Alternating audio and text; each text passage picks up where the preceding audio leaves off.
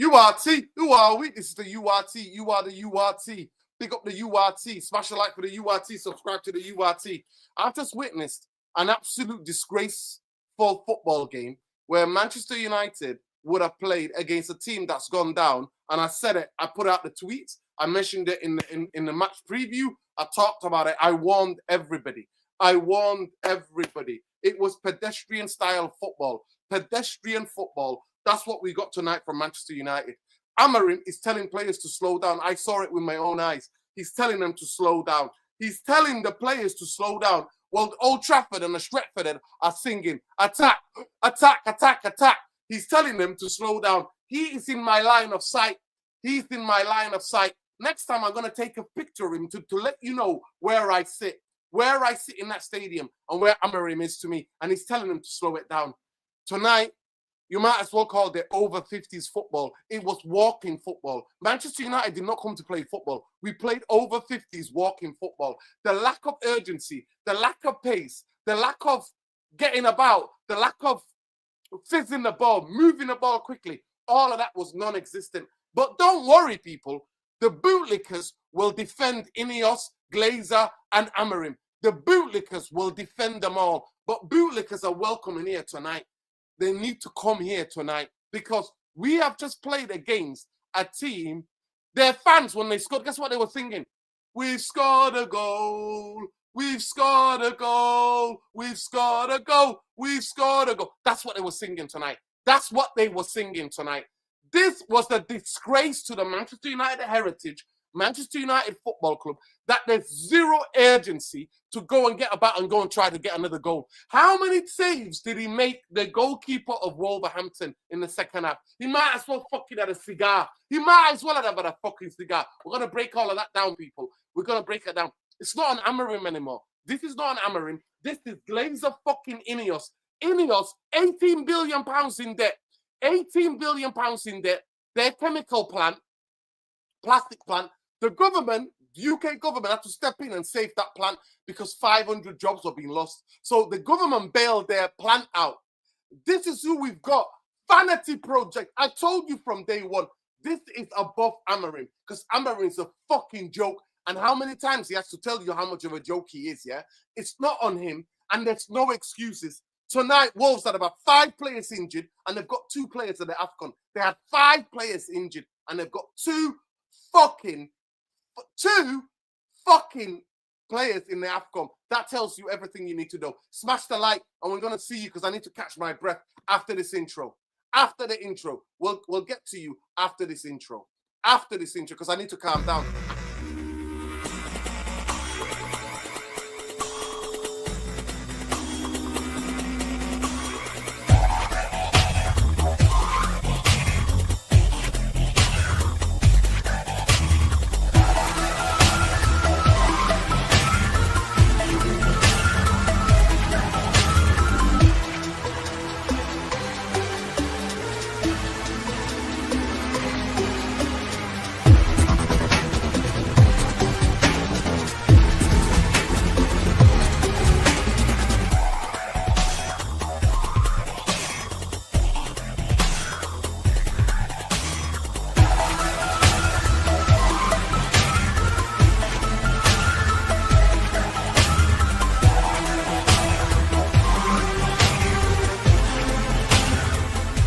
Jump on. Why are you not jumping on?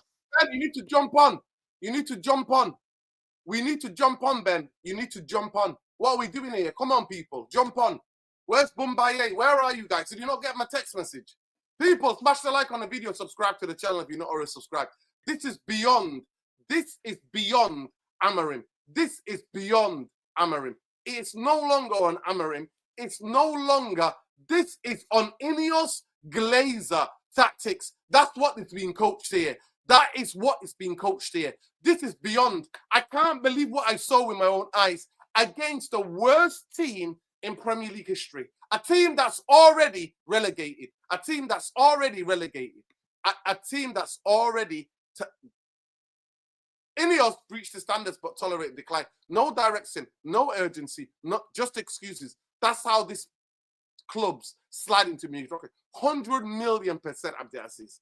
100,000,000%. This is what we are. This is what we are. This is what we are as a football club. This is what we've become. This is what we've become. This is who we are, people. This is who we are right now. That was pedestrian football that I watched. I don't know what it was like watching it on TV. He played a back three against the worst team in the Premier League. A back three. Luke Shaw, Evan, and Martinez in a back three. And then Dogu in the first half against Newcastle had his best Manchester United game. I repeat, Patrick Dogu had his best Manchester United game on the wing, on the right-hand side as a winger in Manchester United since he's been here. He's been here in Manchester United almost nearly a year. Yeah, this January will be a year. Couple of weeks short of a year anniversary since Dogu got here. He played fantastic on the right-hand side as a right winger. Tonight he puts him back on the left. What are we doing here, people? What are we fucking doing here? I don't know. Zertsky went off. Zertsky was the only one getting on the ball, trying to link the play. So Zertsky goes off. Is it a knock? He was in there. He was in the changing room for hours and hours. So players are going down for fucking ages. I do not know what's going on.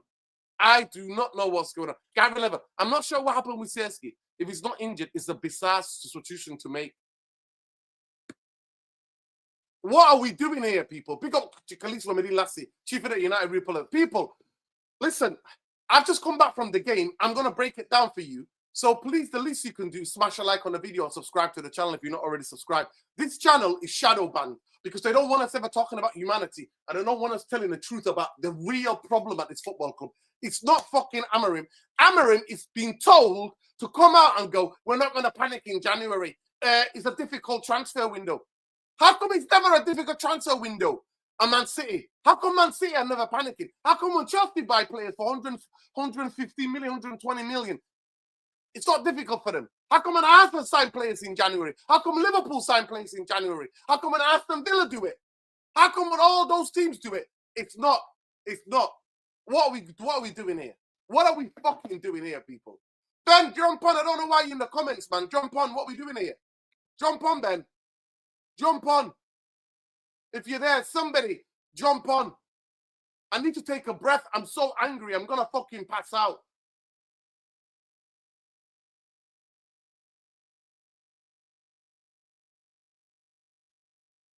Did I send everybody the wrong link? Did I send everybody the wrong link? Right. Okay. All right. We don't tolerate. I'm going to send you the link now. Honestly, people, I cannot.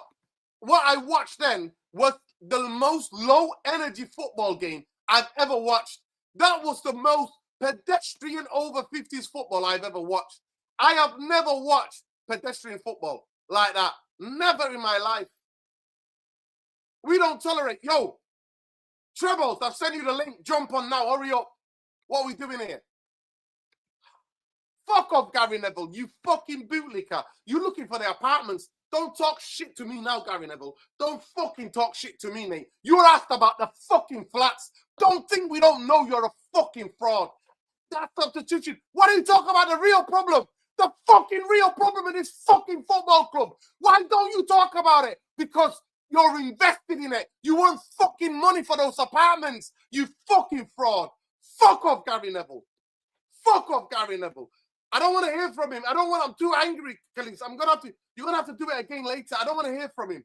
I don't want to hear from what he has to say. I don't want to hear from him. I've seen it with my own fucking eyes, telling people to calm down, telling them not to hurry up, to take it slowly, pass it around the back. I saw it with my own eyes. I saw it with my own eyes. I saw it with my own fucking eyes. It's a disgrace. Trebles, go ahead. Tell me your match reaction. Nuruddin, do you know what, yeah? I'm going to start off with this, innit, yeah?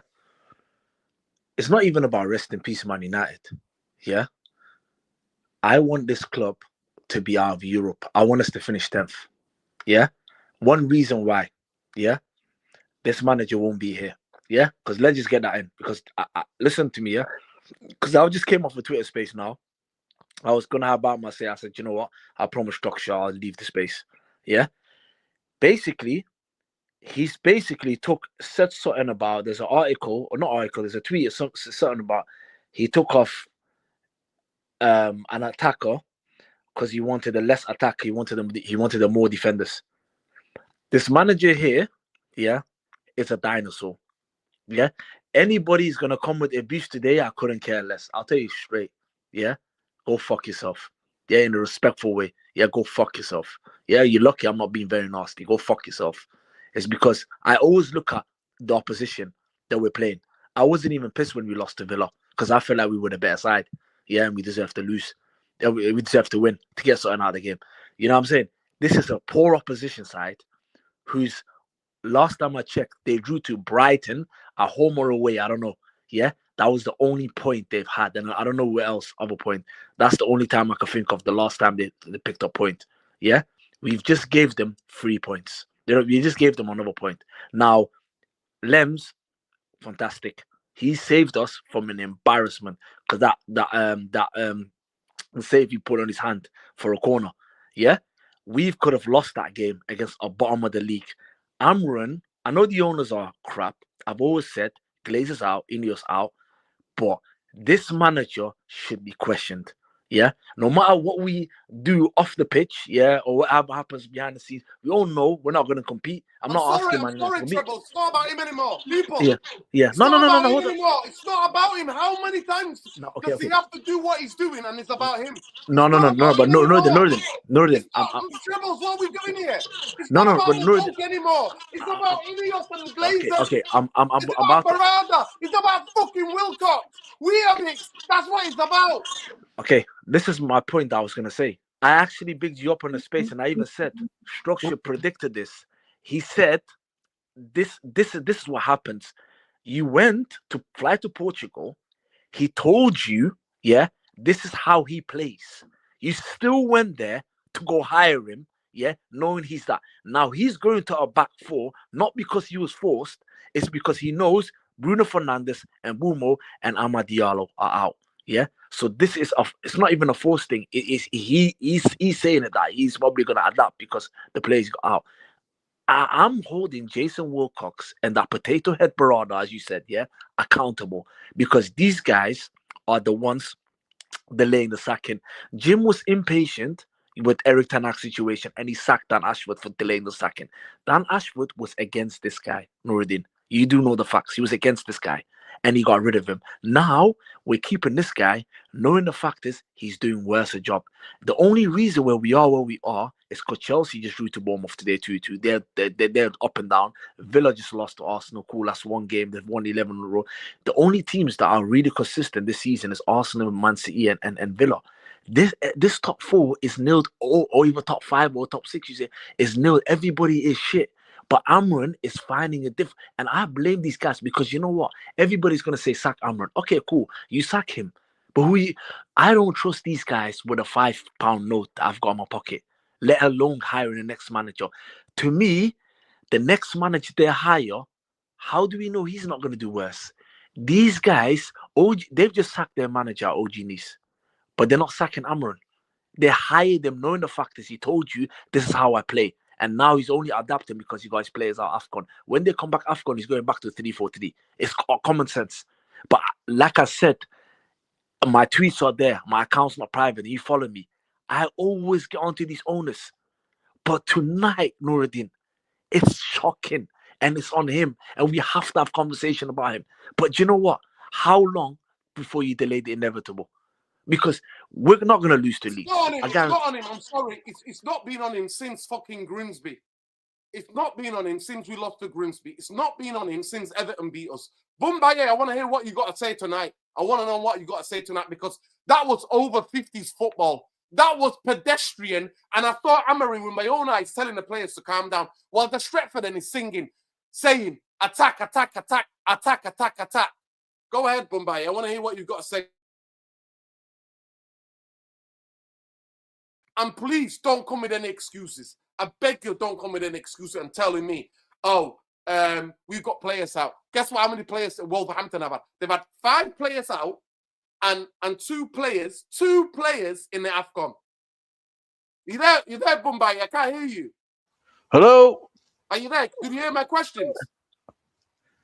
No, hit me again. Hit me again with that. I thought we were absolutely breathtaking tonight. I'm just saying to you. Yeah. When I being at the game, Amjad was there, I was there, Sol was there. We saw pedestrian football, walking over 50s, walking football, and you can't give me any excuses about injuries or AFCON because Wolves have got 2 players in the AFCON and they've got 5 first-team players injured. So no fucking excuses. But carry on, please tell me. It's not on Amarim anymore. This is on the Ineos. This is on the Glazers. This is on Omar Barada and fucking Weetabix Wilcox. So tell me honestly, I thought we were breathtaking tonight. I really did. I thought, they took my breath away. You think this is funny? That was amazing. Just watching and laughing my head off, thinking, yep, it's one for the fan camps tonight, just to enjoy. I mean, look, bro. If we did have the players, we'd do better than this, and we are missing a shitload of creativity. Even without Bruno, people say vacating spaces. They were getting at us pretty easily still with Ugarte and Casemiro in the front, 2 guys designed to put fires out. And you miss that creativity because we are a transitional type team. And when it's a low block like this, it was like remember watching Arsenal people. I was thinking, man, if they need somebody to unlock this, and the heavens unlocked that for them. They were nowhere in that game. They really used the luck bank on that one. And tonight we just huffed and puffed, man. There's no real quality. Martinez is deep, too deep for his quality in terms of passing to be effective. The spare man that is usually Bruno, who can take the ball from defense, create play to make it in front of you, is now Casemiro. And you saw Casemiro, he's good at what he does, but he's too cumbersome to take the ball in the pockets between the lines, turn and allow you to start play. And there was a lot of misplaced passes today, unnecessarily from Ugarte and Casemiro, which usually that's down to Bruno. But everything aside, at home. Mumbai, let me stop you there. Let me just stop you there. So tonight, people, please give Mumbai a round of applause. He's gone for the Bruno. Thank you very much. Thank you very much. What did fucking Bruno do against 10-man Everton at home? What did he do? What did he do, Mumbai? I'm sorry, give me a rest about Bruno. Nothing to do with fucking Bruno being there or not there. Everything to do with how we moved the ball. How pedestrian that was. How pedestrian the fucking football was. What are we doing here? Yeah, I think give the ball away. Probably cost us the second goal. What are we doing here? Bruno played against Grimsby. Bruno came on against Grimsby. Played that full 90 minutes plus injury time against Everton at home. Played all full time all against West Ham, who are gonna go down as well. Played the full 90 minutes against fucking what they call Bournemouth, and we drew as well. So please tell me what Bruno would have Tell me this magic that Bruno what are we doing here? Tonight was about the first minute. From the first fucking minute, it turned into over 50s football. It turned into over 50s football. That's what it turned into. And the game never went anywhere after that. It had nothing to do with fucking Bruno. They've got 5 first-team players out, plus 2 players in the AFCON. I know they have. What are we doing here? So I don't know. I'm trying to give a trying to give I want to hear what you got to say, because please don't tell me because we miss Bruno. Please don't. No. It's nothing to do with Bruno. Nothing to do with Bruno. Played last game without him. Yeah. I just want to know who can answer me why this guy is not playing 4 at the back. We played 4 at the back against Newcastle and it was fine. Yeah, you put Dolgu out on the right wing. It doesn't matter. What the fuck was going on today? You could see how physical these men were in midfield. We were getting bullied. So why they had an extra guy in there? They had an extra guy. We played with these 2 guys in midfield, yeah. And after 45 minutes, he said, "Right, Ziggsy, you're not running. I'm going to change it and put on number 10 on." Jack Fletcher was. I don't slate kids. I don't slate the kids that are coming on in it. yeah, but he offered nothing today. The nice thing I can say is he offered nothing today. Mantato, great talent. I've been seeing him for the under 21s, under 18s, and that looks like a good talent. Today, you just thrown him on fucking, against the pack of wolves, quite literally. Not happy about that at all. Just everything going on in that game. I thought Sesko, to be fair to him, actually played half decent today. Played half decent. We don't play to him. Dolgu had a couple of chances to slip him in, slip crosses in, doesn't do it. Is what it is. He could have had better chances as well. I think Cooney could have done a lot better, but ultimately, it's the manager. Just to look at this, say, I played 4 at the back against Newcastle. Yeah, we got lucky against Newcastle, but you know that the team's capable of playing 4 at the back again. Just fucking change it. I don't understand this 5 at the back against Wolves. We made Wolves look half good today, and I know maybe they should have got more points than the table suggests, right? That's neither here nor there. Man United this season have dropped 12 points from winning positions. Chelsea have dropped more, but they're embarrassing as well. Fuck Chelsea, yeah? We've dropped 12 points from winning positions. We've lost 3 at home against fucking 10-man Everton. So I understand it's just one game. I'm isolating one game and we're talking about it. But it compounds. This is a part of a bigger narrative. It's Ineos, it's Amorim, it's the system, it's this season, it's the end of 2025. And I just watched Saeed's fucking match reaction. He said we've won 13 games, drawn 14, and lost 13 as well, something like that in this calendar year. On what planet under any football club is that acceptable? That is just not acceptable. And guys, you know me, I've known you guys for quite a while. I've always stuck with managers. With Ollie, I was always against the narrative, saying that, no, we should keep him. Ten Hag, I was always a big supporter of Ten Hag. And obviously when these managers have to go, they have to go. I've been against this manager or not convinced by this manager for quite some time now. And the evidence just keeps stacking towards it. I want to come on here and say, guys, I was so wrong about Amorim. He's great. I would love to do that. I'm not seeing it at all. Nothing to do with Bruno. It's totally on the manager today. The last 4 or 5 games we've played, when he's brought subs on, we've looked worse. It's his fault we're dropping points from winning positions. Absolutely is his fault, because he can look at the pitch, change something that needs to be changed, and just make it more harder to beat. But this shit that we're seeing week in, week out, honestly, man, just toss a coin. If you want Man United to win or lose, toss a coin. If it lands heads or tails, that's your answer. Because there is nothing sustainable that I can point to and say, this is why we'll win a game, this is why we'll lose a game. Just toss 2 coins in the air and see what fucking it lands on. If it lands on heads, great, it's a win. If it lands on tails, it's whatever. And if both coins land on the same thing, it's a draw. That's how I'm moving from the end of the season. Don't ask me anymore, are we going to win this game, lose this game? Could not fucking tell you. This manager pissed me off. Can I just say something, Nuruddin? Yeah, big up. You made some very good points. Can I just say something? Yeah, the fact that even though I don't want to go back to it, yeah, and I hate it, yeah, even though I despise Glazers, yeah, they've sacked managers for far. This right now, to me, is like you're committing the most biggest fraud, the biggest scams, and you're not going to jail.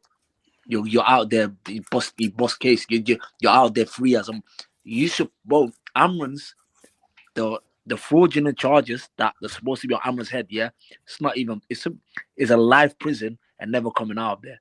He's absolutely coming. This is actually bad. Now the guy just spoke. He talked about. He said about Saeed, but we're coming back from every time when we're 1 goal off from 12 games from winning position. This manager is, yeah, and I explain how it is. When we get an early goal, which is like today, prime example, West Ham was an example, yeah, and Bournemouth is another example. He's about defend for 90 minutes, 1-0. Now look, yeah, these kind of man, I've just named it before you came into space, yeah, Simeone's, Allegri's, Conte, Mourinho, these kind of managers, yeah, even the Juventus manager as well. I don't know how you pronounce his name. Yeah, these kind of managers, yeah, probably get away with doing that. Yeah, 9 times out of 10. Amran, he keeps doing that. United has failed. We're playing a bottom of the league team, and it's 1-0 football. And I said this even the Newcastle game when I tried to get on this stream. I know you was busy in it, yeah. I even tweeted it, and I even said we got away with it. We got away with it because Newcastle didn't have their boots, and they were missing chances. They didn't have their boots. This is supposed to be a lesson. This guy is not learning, and you know what? I give managers time if they were here 1 month, 2 months, 3 months, because last season was getting the players. Send me a message on X. Send me a message on X, Cameron. Listen. If everybody's saying give him a preseason, give him a 1 game a week, he's got all of this. And you know what? The guy that just spoke, I'd love nothing more to be proved wrong. I love nothing more than these Amron guys telling me, I told you so. You are. Trebles, Yeah. I'm sorry, you're backing up the wrong tree. If you still think this is on Amarin, then you're wrong. I'm sorry to say, but you're wrong. You're wrong. It's no longer on Amarin. It was on Amarin when we finished 15th and lost to Spurs in the cup final. It was on Amarin when we lose to get knocked out by Grimsby. It was on Amarin when we lost to Everton at home with 10 men. In the history of Manchester United, 140 years of history of Manchester United team has never lost to a team with 10 players. Yep. For 80 minutes of football, we played against 10 players. So I'm sorry, this is no longer on him. The standards, this is what we are. Look where Nice are. Look where Nice are in the league, in the French league. Look where they are. Look where they are. Look where they are. This is no longer on him. This is no longer on him. This is no longer. And when you say that, then you're just blaming the guy. You're blaming a guy who tells you week after week, I'm a young manager, I'm learning on the job. And then he plays a 3 tonight, 3 at the back, like Seski says. 3 at the back tonight, 3 centre backs, where we're playing against one of the worst team in the history of the Premier League. They've not won a game yet. They've got 3 points. They had 2 points before us tonight. They had 3 points now. 3 points. Ben, I want to hear what your match reaction is. Is it on Amarim? Is it on Amarim anymore? And by the way, Ben, tonight there they were, not a one song of anti-Glazer song. Not even stand up if you hate Glazers in here. None of that. Bootlicking at its finest. Was there any booing in there? Full of fucking Christmas food. It's like, you know how the fans were like tonight? Just full of alcohol and Christmas booze. That's what the players played like. The players did you boo was it booze tonight, Dino, in the crowd? The past 4 fucking weeks. We've drawn against the worst team in the history of the Premier League. Relegation fodder. Ben, I want to hear what you've got to say. First things first. Good evening to the panel. Good evening to the chat, man. Make sure you smash the likes and subscribe. Free Palestine always, man. Free everyone that's oppressed around the world. It's New Year's Eve tomorrow. As a Man United fan, I've got two New Year wishes right now. One of them is I pray for Amram to stay for the longevity of the Thomas, send me a link on X. Send me a link on X. Anybody wants to jump on, send me a message on X. Go ahead. Yeah. Big up, man. So 2 of my wishes are for Amram to stay for the longevity of and sustainability for this football club, and I hope that Ineos give this man a contract. They're my 2 wishes, man, because I'm seeing a lot of things on social media. I've seen it all, man. Everyone knows who they are. People know who's calling out who. Amram's getting a lot of shit tonight, man, and that's one thing I've seen already, bro. And like I said, man, at the end of the day, this is why we love football. You just take your own opinion if you want, bro, because rightly so. He is fucking shit. The manager, he's fucking awful. But like I said, go and get gaslighted. Get gaslighted. And I'm being serious. You're all getting gaslighted once again, man. And it's fucking funny. It's not even annoying anymore. It's just funny that this fucking fan base is just so fucking drained and so stupid they can't even see the fucking bigger picture, man. Not once did I even hear, we want Glazers out. We want Glazers out. Like, when I ask every single one of you that want, obviously, that speak about the ownership, say, right, get this guy sacked. What happens after that? What happens after that? So if Amram gets solely sacked right now tonight, what happens after that? Nothing. Nothing will fucking happen after this, bro. Even if you get my manager I want, which is Eddie Howe. If you get Eddie Howe in right now, this guy is going to stink out the fucking gaff, stink out the whole club. Why? Because it's the culture side of things is a fucking toxic as hell. It's a shit stain. It's a shithole.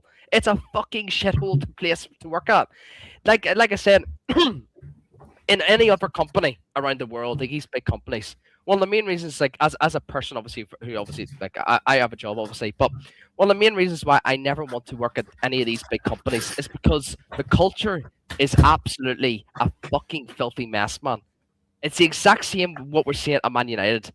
It's been going on for too fucking long. So, like I said to people that want solely Amram out, and yes, you could say people could be like they want Amram out, but they also want Ineos out too. But my question to everyone is, if they just go ahead and sack Amram tonight, are you going to be on board with this Ineos vision, or are you just going to be like, no, let me answer that, because to me, I'm not going to be here for too long because I got work tomorrow, innit? Yeah. Go ahead. Let me just say this. Nuruddin, is that okay with you? Yeah. Is that okay, Nuruddin? Yeah, okay. Go ahead, bro. Okay. Go ahead, bro. So basically, he's pissed off. I get it. Let me just say this, yeah. The way I see things, yeah, and I'm not gonna lie, yeah. These owners, yeah, especially Ineos, the good Glazers as well, Ineos, have made Glazers look good. Yeah. It doesn't matter if they've been here quite long enough, yeah. They are scared to make big decisions, yeah. And to me, the way I look at it is, one of the reasons is because of fan emotions, yeah. Clapping, singing this guy's name, lowering the standards. You just look at Niche, where they are in the table, yeah, where they sink. The fans have literally warned Manchester United fans, don't. I'm gonna call you the guys names that I interact with. Riz, Sahil, and Smig. These three, yeah, are guys that I interact with. Yesterday's space, big up Jim Ratcliffe, big up Ineos. Are you trying to troll? These guys never will come on your show, Structure, because you'll roast the fuck out of them. You'll school exactly out of them. These guys are brainwashed by Jim's PR. Jim will tell you, yeah, we're going to sort it. We're going to get the best in class. The way I look at it right now is, yeah, when Arsenal went 6 years without Champions League football, yeah, and eventually they got Champions League football, we're heading that route is we might not even touch Europa League for 5-6 years. Because let's be honest, who's good? Who's going to become good? Villa, very good. Next season, Newcastle will improve, even if Eddie Howe's there or not. How many teams are going to improve? Sunderland will slowly are improving. I know they drew against Leeds. They're improving. Teams are going to improve. Where is that going to lead us to? We're going to be, with no disrespect, Liverpool we're under Roy Hodgson. While we're trying to finish 8th or 10th. Is that the standards? Ineos have set the standards so low that majority of the fan base, not including us, because we've got guys that they accept anything that comes that way. Because this is what it was, and Ben and Mr. Structure. Apparently, if you finish 10th, it's a progress, because 5 places above. It's a progress when you finish 10th this season. It's the 8th is a progress. 11th is a progress. Even 12th is a progress. Now, this is the idiots that I used to interact with on Spaces, yeah, that will never come on your show. The fact of the matter is, Ineos, yeah, they cannot make big decisions, yeah, because they haven't got the stomach to make big decisions. You're 20% old, and this is why you say it's not Amram anymore. Everybody's going to say Amram sacked. Amram sacked. He's going to be here. He's going to finish the season. Amram's going nowhere. And potentially, he might be here next season. The fact of the matter is, as a football club, forget the Premier League title, because we're never going to win it. Forget competing. We could be finishing 8th every season. We could be a Brighton. We could be a fucking Bournemouth, finishing top 10 every season. Because reality is, this is who we are. Not because we're Man United, it's because these owners don't know how to make. I'm going to wrap it up and say this right now, yeah? As Manchester United fans, what do you really expect if you got incompetent owners? Because it's a saying, if you can't teach old dog new tricks, what do you expect? Jim has went to Gary Neville and lied in front of everybody, because I can get the video right now. Everything is recorded right there. He said, I made a mistake with Ten Hag and we'll learn from it. Are you fucking learning from your mistake? Really? Really, is this what you're doing? You're on national TV, YouTube, camera point on you, and now you're lying. Now that clip is going to play. And you know what? The last thing to wrap it up, you guys know Dan Ashford. I want the documentary of Dan Ashford talking about the club is going to be coming out very soon, guys. Be aware. You're going to see in black and white. He's going to speak about these owners. He's going to expose Ineos. There's where it's going to go left and right. That's all I need to say, guys. I lowered my standards, not because I want to lower my standards. It's because I know who we got as an owner. Forget Amram. He's going to get sacked eventually. I don't trust him to get the next appointment. Do you know who we're getting, right? Olivier Glasner. Is that who you really want? Another backside manager. Is that who you really want? Because there's no Xavi. There's no fucking... Not on the coach anymore. Not on the coach anymore, man. Listen. Yeah, big up, I'm gone. Yeah, let me just finish my thing. I get air fanning because we need to go around quickly. And right, go ahead, bro. Go ahead, big up, man. I saw the manager tonight while the Stretchford end was singing attack, attack, attack. I saw him to say, calm down, tell the players to calm down. He played a back three against the worst team in Premier League history, Irfan. Before tonight, they only have 2 points. In 19 games now? Are we 18 or 19 games in the Premier League? Right? That's gone. 2 points. Tonight, they got their 3rd point. We drew against the worst away record, Everton, with 10 men for 80 minutes. Drew against another relegation fodder in West Ham, 1-1. Drew against Bournemouth. They never win away from home. Big up. Right? So what the hell is going on? It's more than above it. This is on Ineos and Glazers because it's not on Amorim anymore. It was on Amorim losing the Spurs and finishing 15th. Where he comes out now and says, I'm a young manager, last season, 75% of the decision I made, I wouldn't make right now. I'm a young manager. I've only been a manager 6 years. So this is above him, Irfan. But how did you see the game, first of all? Let me answer the point, though, because, look, let's be honest about it. We're all pissed, right? Because we're looking at it thinking, how do we draw against the team that's got what how many points it's got? The lowest title. They're going down, okay? It's the worst, okay? We know that, okay? But my point is, I don't like to be reactive and jump. You're very emotional. You're a hardcore support. You get very angry. I get that. I watch everybody to think, well, how am I seeing this? And obviously, I don't want to come on the channel when we put displays like that together that are so insipid, that are so sluggish, that are so shockingly bad, right? I think what can I add to the discussion? But look, where I disagree with you, Nuruddin, is look, obviously you're right where you say ultimate responsibility lies with the Glazers, okay, and Ineos, okay. But I don't even go into that because has Ineos got any track record of being successful as a football management? What have they been successful in? Name me one thing. So I'm not expecting anything from them. I'm definitely not expecting anything from the Glazers because it's their fucking bitch cash cow that they bought, right? That's the truth. But I look at what is going on the fucking pitch and what is this fucking moron manager doing. That's what I look at. Because ultimately it comes down to what you're going to do on the day, okay? Now, every time I watch Man United, we always lose the physical battle. Every fucking game, we lose the physical battle. They fully deserved 1-1, if not a victory today. We can't take that away. But look at the physical battle. Mascara was amazing for those guys. So many guys played for them really, really well. We can't take that away from them, okay? So look, the question is, what does this fucking moron I'm looking at, what does he see in the game that we don't see, Nuruddin? You tell me what he doesn't see. You keep saying, but look, Nuruddin, let me be devil's advocate for a minute. When you give someone that much money to spend, you've got football, you've got like the director of football, you've got all these, you've got to spend that cash wisely. And I always go back to the same thing with Man United.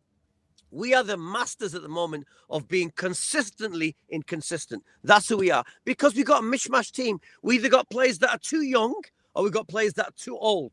We've got very, very few players that are proven that are going to bring the goods week in, week out. We just don't have them. So we're hopping on a wing on a prayer. Now, if you ask me, they don't deserve to be that shit. They're not as shit as some teams I've seen that are down at the bottom. But I look back at what are we doing? What are we doing? You know, where does this guy think, okay, I'm going to change it up? Tactically, he's a moron, right? His management is shockingly bad. His substitutions are the worst substitutions of any manager I've seen in fucking Man United history that I can think of. This guy's a clown, right? And he's learning on the job, right? And at the end of the day, when you look at it, you know, you can take Ineos and Glazers all day long. You can always blame them, Nuruddin. But the manager is ultimately responsible for every performance on the pitch. And when you're that fucking lethargic like this clown in his team are, what can you say, Nuruddin? We always lose the physical battle. We always lose it. Irfan, look, but what I'm saying to you is that, up to a certain extent, it's on the coach. Nuruddin, it is. After a certain extent, it's on the coach. It was on the coach when we lost to Grimsby, when he finished 15th. When we lost against Spurs, it was on the coach when he lost to Spurs in the Europa League final. I lost it with this guy when he lost that game. So the point what I'm trying to make to you is that it's on them. It's on them. Sean, come back if you're coming back. By the way, Zelensky wasn't injured. He stopped surgery, and this is his excuse. I can't make this shit up. Zelensky's the only one who can link the play on the edge of the area, and that's where we got the goal from. He says, we're chasing the game. We couldn't control the midfield. Sometimes you actually attack better with fewer few forwards. Zersky's the only goal threat. We have 3 Yeah. strikers on. But that's always the best way to attack it. Right. But you said to me weeks ago that Zersky's not a striker. You Yeah. said Cunha's not a striker. We only have Okay, one striker. okay, on. What are you Nuruddin. doing? Nuruddin, what did Jack Fletcher do? Tell me what this guy? Tell me what the guy did in the last game. Tell me what this guy did. Name me Alpha, one he's thing an that guy did. 18 years old. He's an 18 I year don't give a old. shit. I don't give a shit. When you're in professional football, it doesn't matter what age you are, you have to be able to do something, even however small it is. Nuruddin. But do you know what it is though? Like when you look at Man United's bench though, right? When you look at Man United's bench, yes, Mbumo, Ahmad, and all these players that went to AFCON, but look at that bench. It's just full it of was. I looked at youngsters, the bench man. and thought, That, and like I said, Irfan, that's Yeah. not down to Ruben Amorim. Who owns the football club? That's Ineos and Glazers and this fucking Jason Wilcock. Yeah, Not yeah, I Wilcox. agree. I Jason agree. Wilcox. I And like I agree. said, Irfan, who's responsible on the pitch?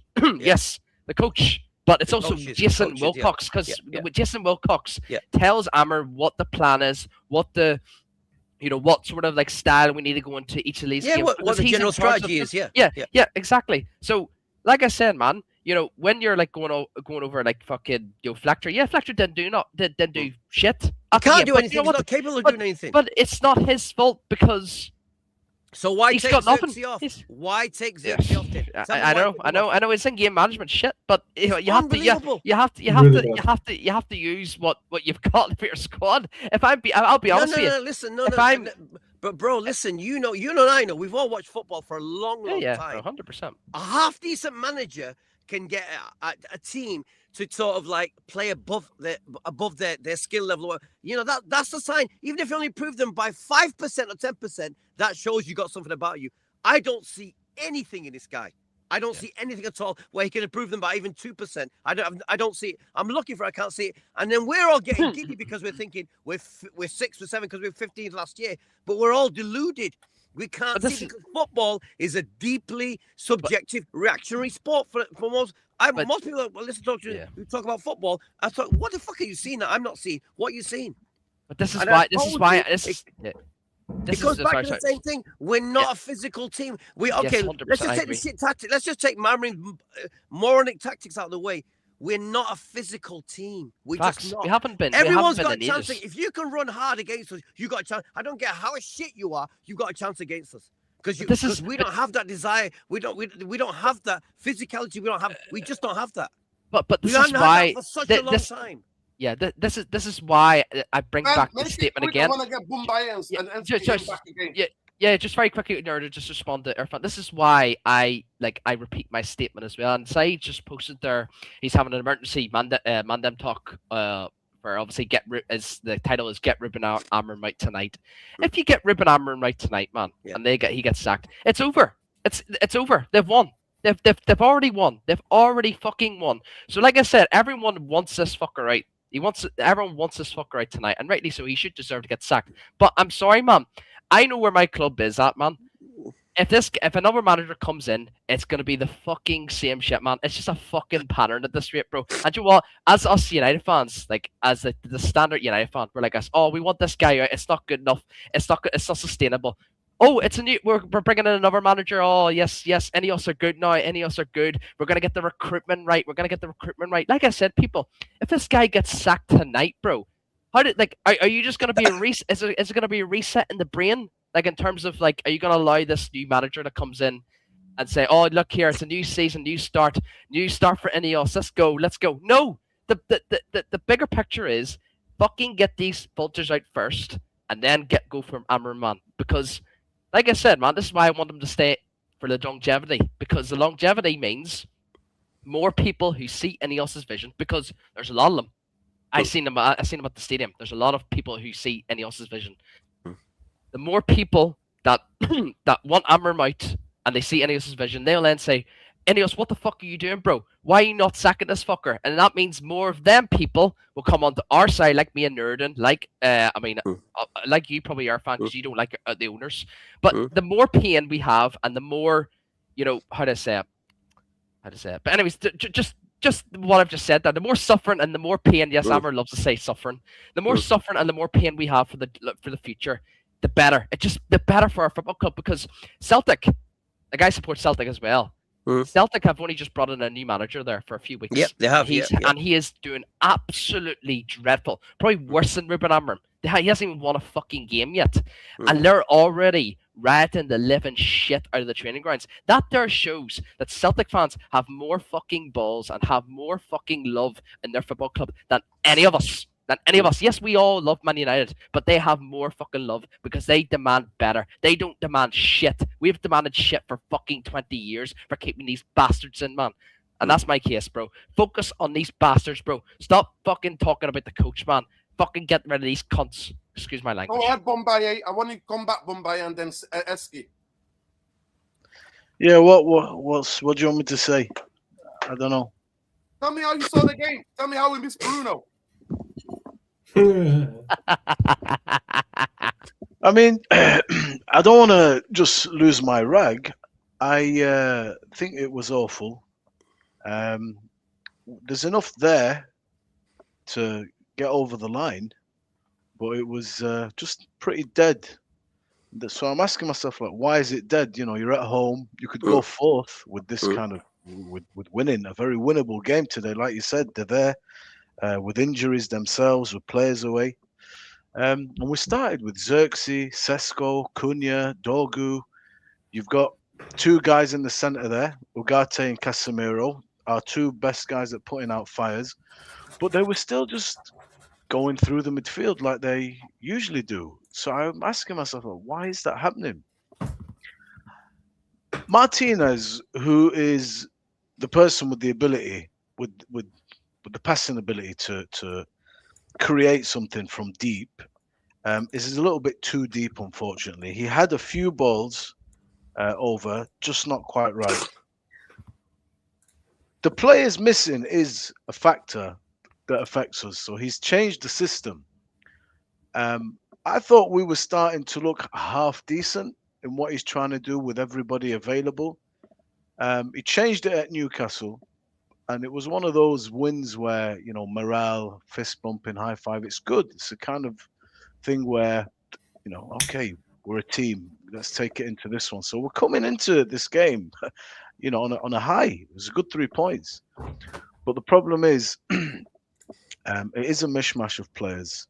There is a lot of key players missing there. When you have solidity in the midfield, the question I've asked myself about this Bruno thing from the start was, all right, I'm very interested to see how this team looks without that guy.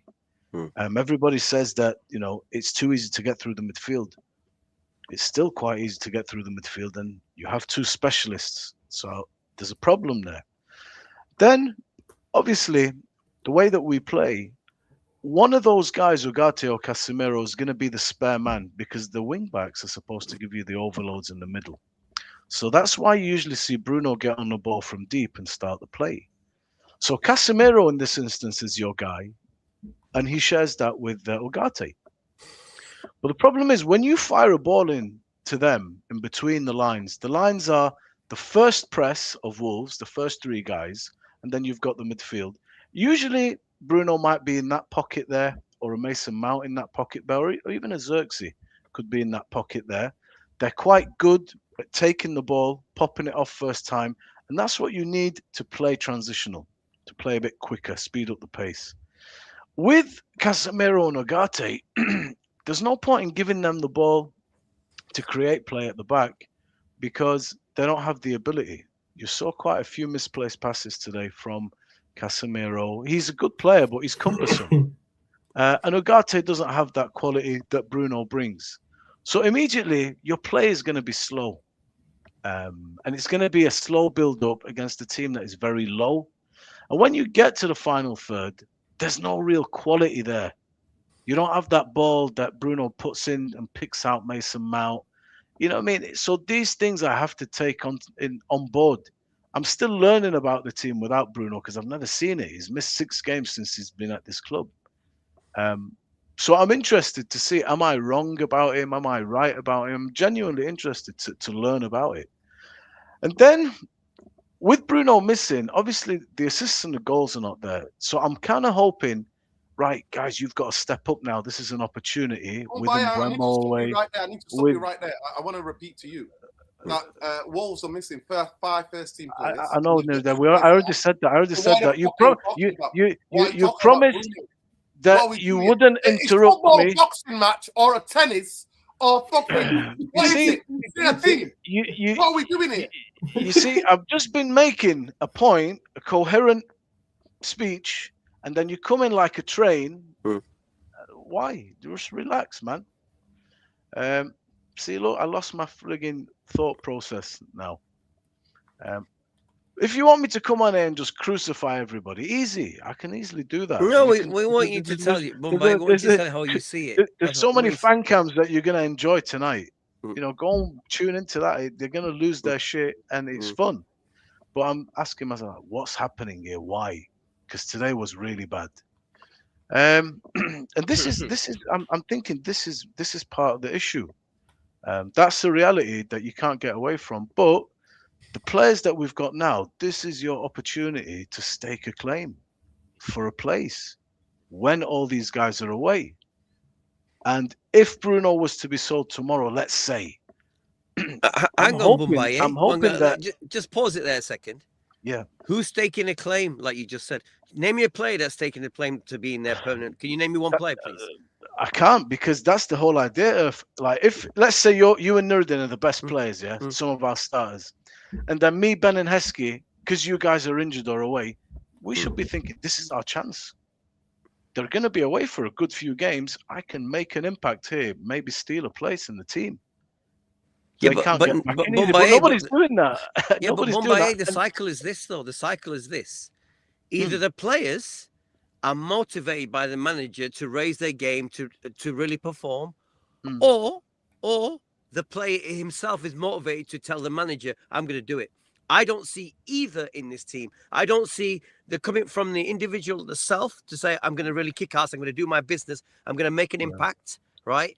And I don't see the manager impacting the players on a management individual level to say, right, go and do the business. I don't see. You're right. I don't see either of them. I don't see either. Well, you bring me up. You by saying that, you expand this conversation now rather than us just going berserk. How have you expanded? No, because I look, guys. You know, when you talk about the Glazer and Ineos, I understand what Nuruddin's saying. I understand what you boys are saying, but that's not going nowhere.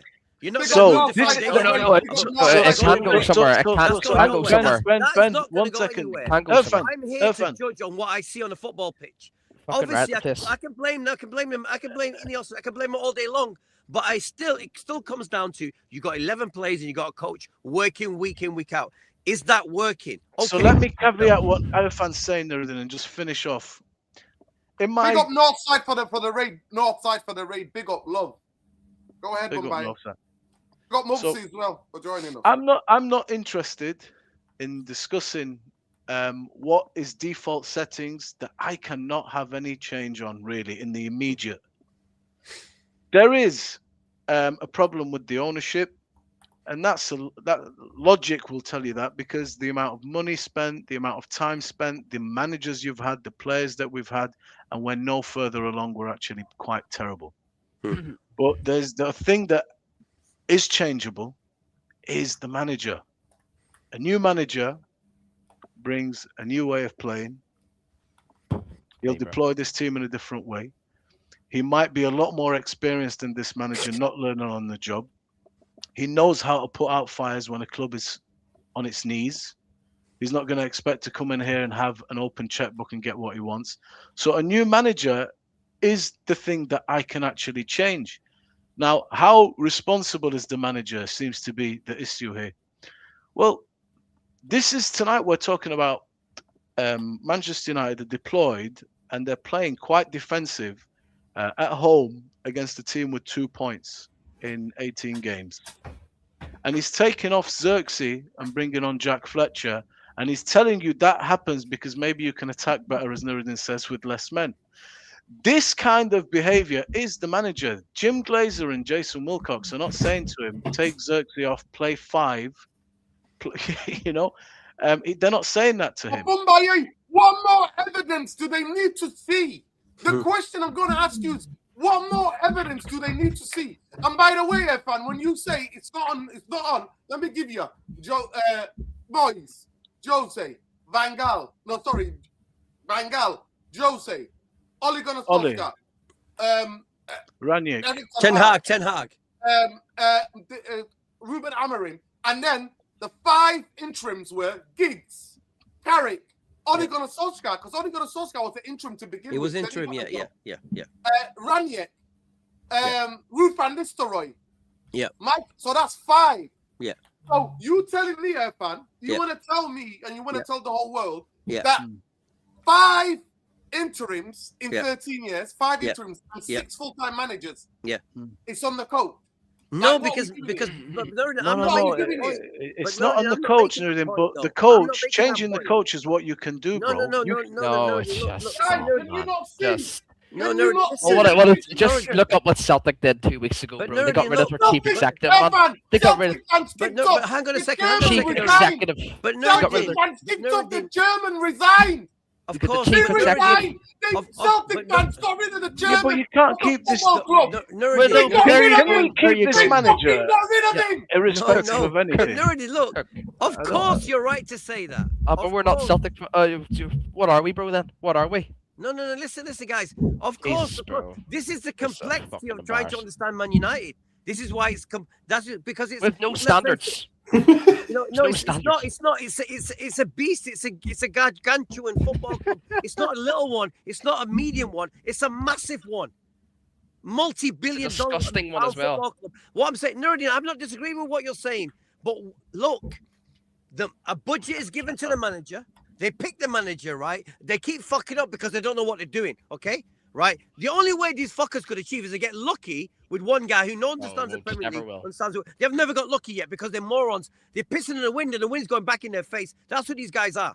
That's what's going on. Okay. Look, all right, right. But I'm Irfan, saying a question for you, Irfan, just quickly, please.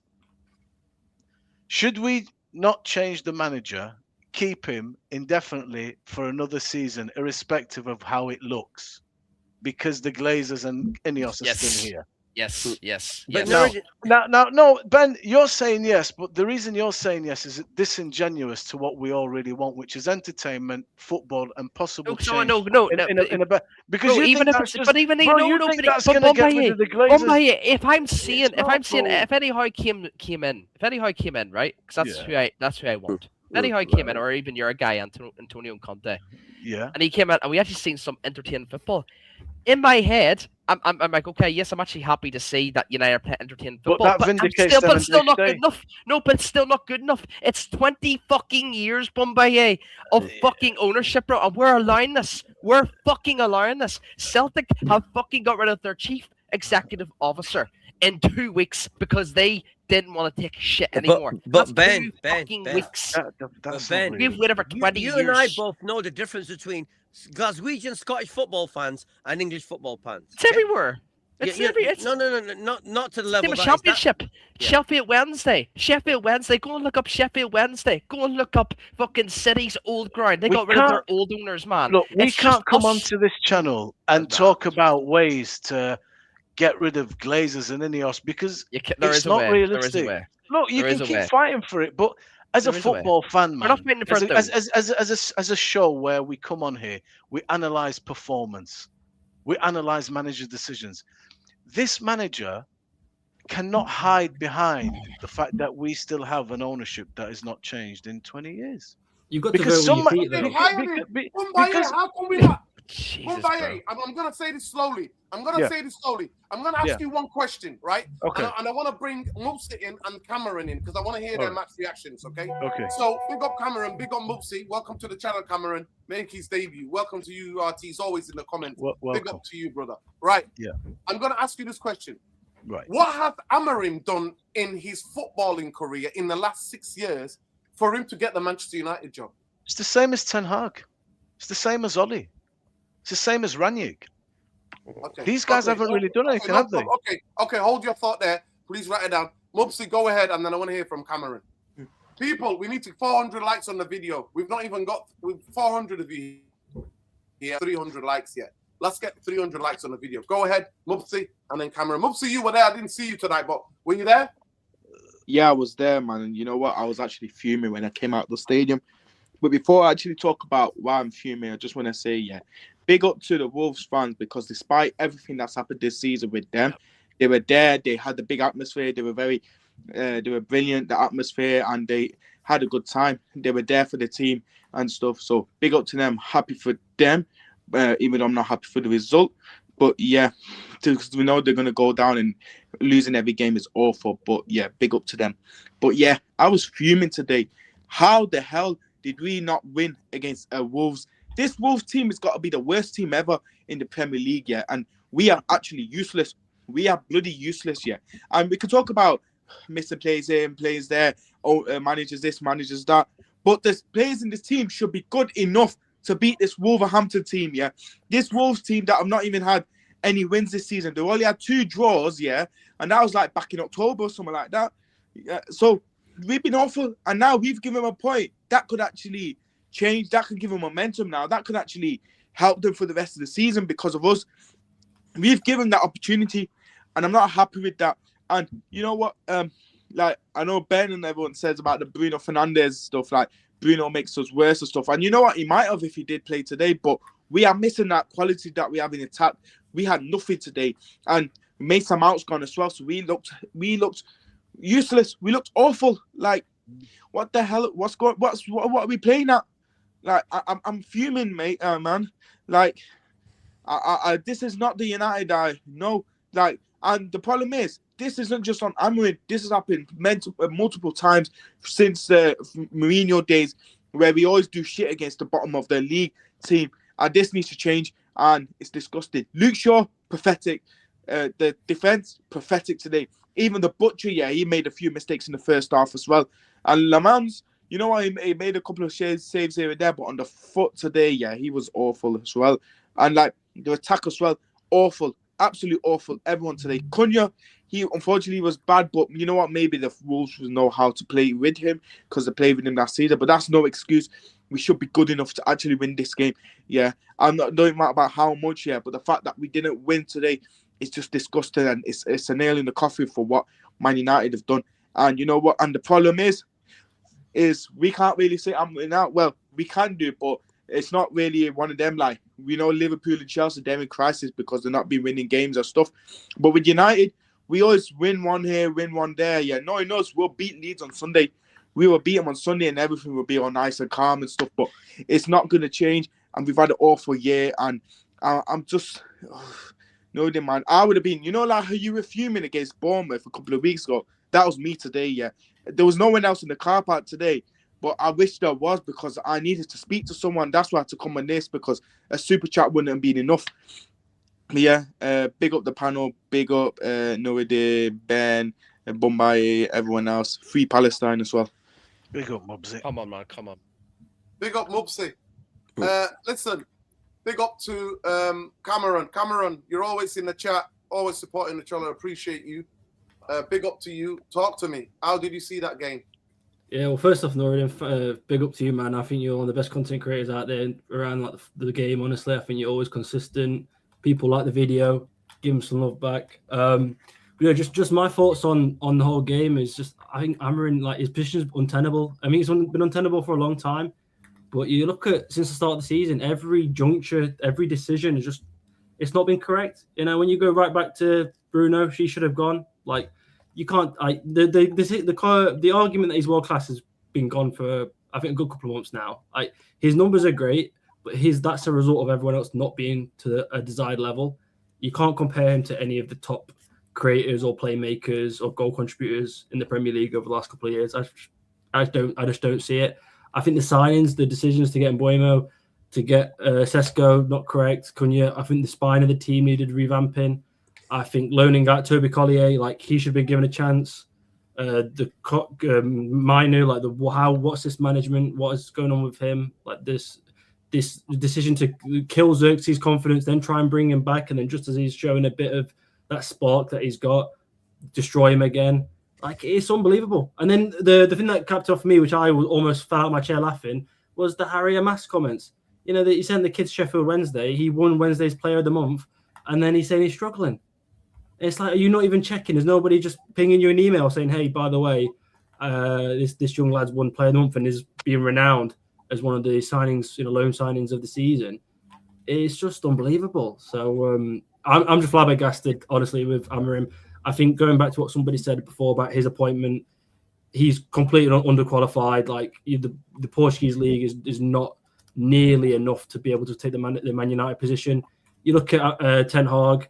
The argument was there because of what he built at Ajax. That team he built that went to the Champions League final and built from kind of nothing. And the football they played which was renowned around Europe. Fair play. Rangnick has been like at a high level across European football for a number of years.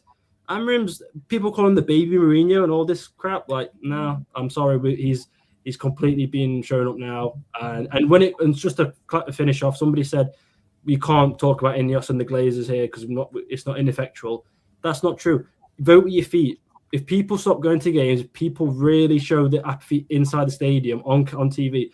That's what's going to hurt them the most. Like, unfortunately, Cameron, bosses don't work.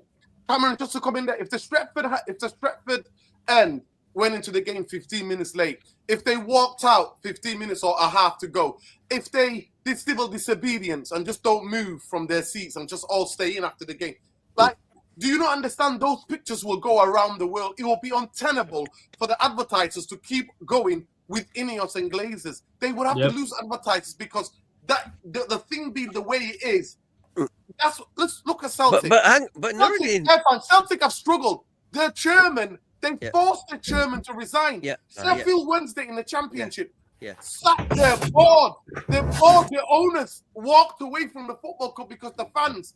Look what happens in Italy. All right, okay. Go and take direct action. So, all right, so let me come back to hang on, Nuruddin. AC Milan. AC Milan, Milan. AC Milan got rid of their owners. Some Elliott Group, some vulture capitalists from the US owned AC Milan. They got rid of them. The best example is Arsene Wenger. The board loved him. Cronkies loved Wenger. The thing that ended it for them was eventually fans said, we're not even going to go anymore. They got thrashed by City at the Emirates, and I think they barely had 20,000. That was I'm not having any of it. I'm not having any of it. No, that's a fact. You can't argue. That's not having it. That's an actual fact. The Cronkies got forced their decision. Guys, you're getting into politics now. I'll give you an example, right? Let's really broaden it out. Do you know what happened in Bangladesh recently, in the last 6 months, Nuruddin? You're the politics guy like me. You know what happened in Bangladesh, don't you? You know what happened in Bangladesh? Yeah? They got rid of a woman who ran the country like it was her fiefdom for many years, right? The riots, millions of people rioted on the streets to get rid of her, right? Because she was giving her fellow relatives jobs in the government, and the people just had enough, okay? Right? That happens only in certain instances, and it happens with a certain type of people. Generally, it happens with people starving who've got nothing left to fight for. They're desperate. When I look at Man United's fan base, I see the classic bourgeois fan base. Drunk on success, don't know what a protest was. If it shot on his head, they don't know what it is. They're not from the culture of revolution. They're never going to be. English football fans are not like that. They're not. That's what happened at Arsenal. I disagree. Trust me, they're not. I disagree. I disagree. Rights. You just said English fans aren't like that. Well, how Nurse has just proven to you they're Sheffield Wednesday. They're English. Man City, they're English. Yeah. But hang on. Let me qualify the remark. The majority of English fans are not like that, especially the ones in the big clubs, right? The big clubs ones are very comfortable. They're bourgeois. They're not going to, like I said. Why? I just told you about Arsenal, though. Wolverhampton too. They don't understand what revolution is. They wouldn't understand revolution. I told you if it's shut on their head. What about the Wolverhampton game, though? We're not going to get that. Trust me. You can. You trust me. You can. Arsenal did it. Molyneux. One at a time, guys. One at a time, please. Nuruddin's example is the perfect, simple example, right? You make a point. No, Irfan's got a point. Irfan's got a point politically in this country. People have become so apathetic. We are deeply apathetic. And I'm saying to you, guys, learn some history. Look at the poll tax riots where Margaret Thatcher basically tried to put it before council tax. She put that in. I saw the riots on the streets of Trafalgar Square. They learned that it can't happen again, and that's what the English are. They're not the kind of people who are going to write. That's over. That's long over. And the football clubs are symptomatic. I disagree. And actually, don't start People saying care about the that. football more than politics. Why is it only? Whoa, 1 minute. The fans that would have rated it's the 20,000 fans that left after 2005 and set up the whole club. But Nuruddin, they're the working class that would have rated, and they're no longer. Yeah, but Nuruddin, you need majority of Old Trafford, majority Ben's been there. It's over 60s. We've got about 40% of the fan base in the stadium. They're over 60. Over 60. Yeah. I'm middle class and chill. Yeah. They haven't got the energy to fight. They haven't got the energy to fight. You haven't got it. The rest of them believe that Jim is from Manchester. Max. Yeah. He's from Manchester, and he's going to put the Manchester back. And then you've got people like the Athletic. Then you've got people like Gary Neville, who wants to be part of the new rebuild, so he can get some apartments. Absolutely. And then you've got the Andy Mitten, who was a staunch anti-Glazer, who went to the FA, who went to the government and said the Glazers cannot take over this club. And now is parroting Ineos talking points. So what happened is that if there was the Elliott Group, if this was an Italian or a Qatari or Middle Eastern or African, no. Let me finish. Hang on. But you know the difference. Football club. It's because it's Jim and he's one of the lads, and he's got majority of journalists on the payroll. They're pirating and they're doing the propaganda, and that is why the fan base. But Nuruddin, listen, you know politics like I do, right? You understand what a client journalist is, don't you? Right? You basically, okay, Nuruddin, let's just say you're the manager and I'm a journalist, okay, a top football journalist. This is how football and politics works. In order to me to get the interview with you, I'm not going to write many interviews that are bad, that rip you for your behavior as a football manager. I'm going to give you a little bit now and again where, if you're bad, and I criticize you a little bit, but I don't criticize you a lot. I criticize you just enough because I need access to you for my print, for my newspaper, for my readership. They want to hear what you have to say. Football works exactly the same way. You have these little power structures of relationships between boss and underling that go on all the way from the guy shines the boots to the place, to the management, to the hierarchy. That's how it works. And I'm trying to explain to you, right, that yes, we can make points about the washing machine of Man United and how it's just running and running, and no one can stop it because it's out of control. That's the Man United. Since Ferguson left, we have the Man United washing machine. And no matter what we do, it's still going round and round. We can't control it. So there's no point trying to analyze the football structure in a sane, sensible way, because it's not that type of thing. It's crazy. Look at the differences I hear from the fans. Okay, Efan. No, okay, Efan. So I'm saying to you, right? One second. Starting with you, tactically, where did we go wrong tonight? To me, we get back. Listen, Nuruddin, right? Let's be honest. Let's just give Wolves some credit here. Because what I saw in Man United, I saw quite a lot of the loss of the second half of Newcastle. That's why I saw a lot of where I don't know how we didn't get battered. I don't know how we lost that game. I don't know how we won that game. I don't know how. Right? We're at, Nuruddin, we're at home, right? If you behave, if you play like that at home, I feel sorry for you. I don't know how you can sleep at night. If you play like that, Man United at home, 75,000 fans, and you're playing the worst team in the league, and you play like that, I don't know how you can even wake up tomorrow and say, if I was a proper footballer, I would say, guys, I'm resigning. I'm asking you the question. Why did he go from playing 4 at the back against Newcastle, putting Dorgo on the wing, to go back to a 3 against the worst team in the Premier League? Because he's a stubborn, immature footballing moron. Stubborn, immature. This guy thought, I'm going to go into England. I'm the top guy in Portugal. He got found out so quickly, right? But the problem is, Nuruddin, at the time we got him, who else could we have got? And now he's been exposed, but he's also exposing the Ratcliffe because he hasn't got a clue. And Ratcliffe also is exposing the Glazers. So we're in the washing machine, Nuruddin. It's going round and round. And it's not going to change. That's my point. So we can only make judgments of what we see on the pitch. We can't go, because otherwise we're stuck in a washing machine ourselves. I'm trying to explain to you that, Nuruddin, it's so wrong on every level. You saw the 4-4-2 in the first half at Newcastle. You saw it. You saw how stable we looked. You saw Dogu on the right. You saw it. And what did this moron do? Because he's so immature and so unstable as a manager in England, he's like a rabbit in the headlights, Nuruddin. No matter what you do with this guy. Now, imagine if we had, let's just talk about 2 managers. I watched Chelsea versus Bournemouth today, Nuruddin. I watched that game, okay? I watched Areola. I look at Glasner from Crystal Palace. Look at them. They're managing little teams, little things, right? But they make sensible decisions.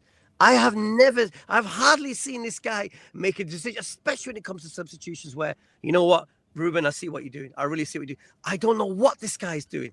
I don't even know how the players look at me and say, Ruben, do you know what you're doing? But they're not like to say that because, again, like I said, Nuruddin, the boss and the client relationship, you don't piss off the mouth that feeds you. You don't piss off the guy who's gonna pick the team. It's just how it works. We don't have Roy Keane type guys anymore. We don't breed those type of players. We have yes men, polite yes men who are on stupid money, and that's the Man United washing machine. And it goes all the way through the club, from the players all the way to the very top. And until that washing machine is picked up and thrown away, which is not going to happen unless something drastic happens, we're stuck in it. So we can only make judgments on what we see, what Ruben does with the players. That's all we can see. We can't make judgments on anything else because we're expecting miracles from a people of trying to, change the club, change the structure. That's not going to happen. It's not going to happen because we're not the kind of people that are going to kick out the team. We don't understand what revolution is. We don't understand these things. Sheffield Wednesday might do. AC Milan do. Man United football definitely don't do. So I can only make what I see on the team. You explained to me, Nuruddin. You just said something. When I switched on, you said something that even I had a little heart attack when you said it. You said, I quote, I saw Ruben telling the players to slow down. You said that.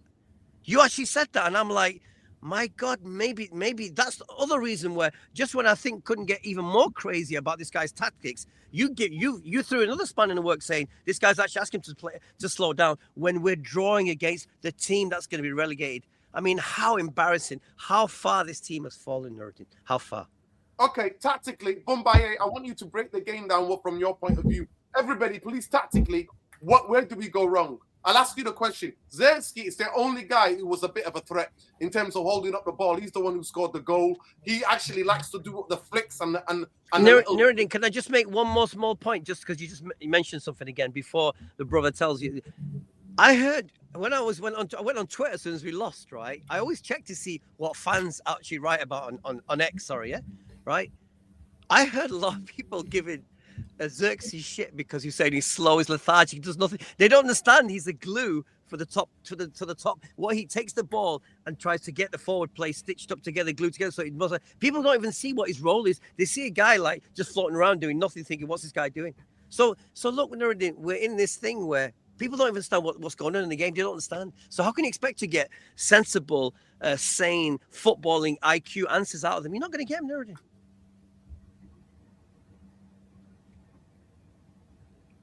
You're muted, You're muted, Nuruddin. You're back on now, yeah. Yeah, go ahead, Bombay, and then we go to Zerxi, then we go back to Mufc, then Ben, and then Cameron. Go ahead. Where do we go tactically? Let's break the game down tactically.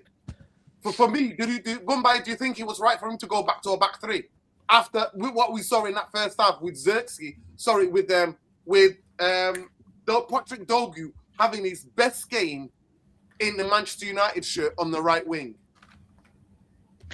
I don't really know, Nuruddin. It's only one game I saw, and he played well in one game. It's too short a period for me to know. I just think that tonight it was a bad performance, some bad managerial decisions in a game that was very winnable. I mean, I just mentioned things like Bruno and the players missing because I have to be fair. But nonetheless, I went into the game. Missing 7 players. Yeah. I know. Sure. No, 100 players. I know they are. So still, you go into that game, you think. I'm not going to talk about who's not here, who's not playing, when they're also missing 7 players. You got to give them props. They looked hungrier than we did. They looked hungrier than we did. They looked hungry. That's fact. But do you know one of the problems that Manchester United have that we've discussed this previously?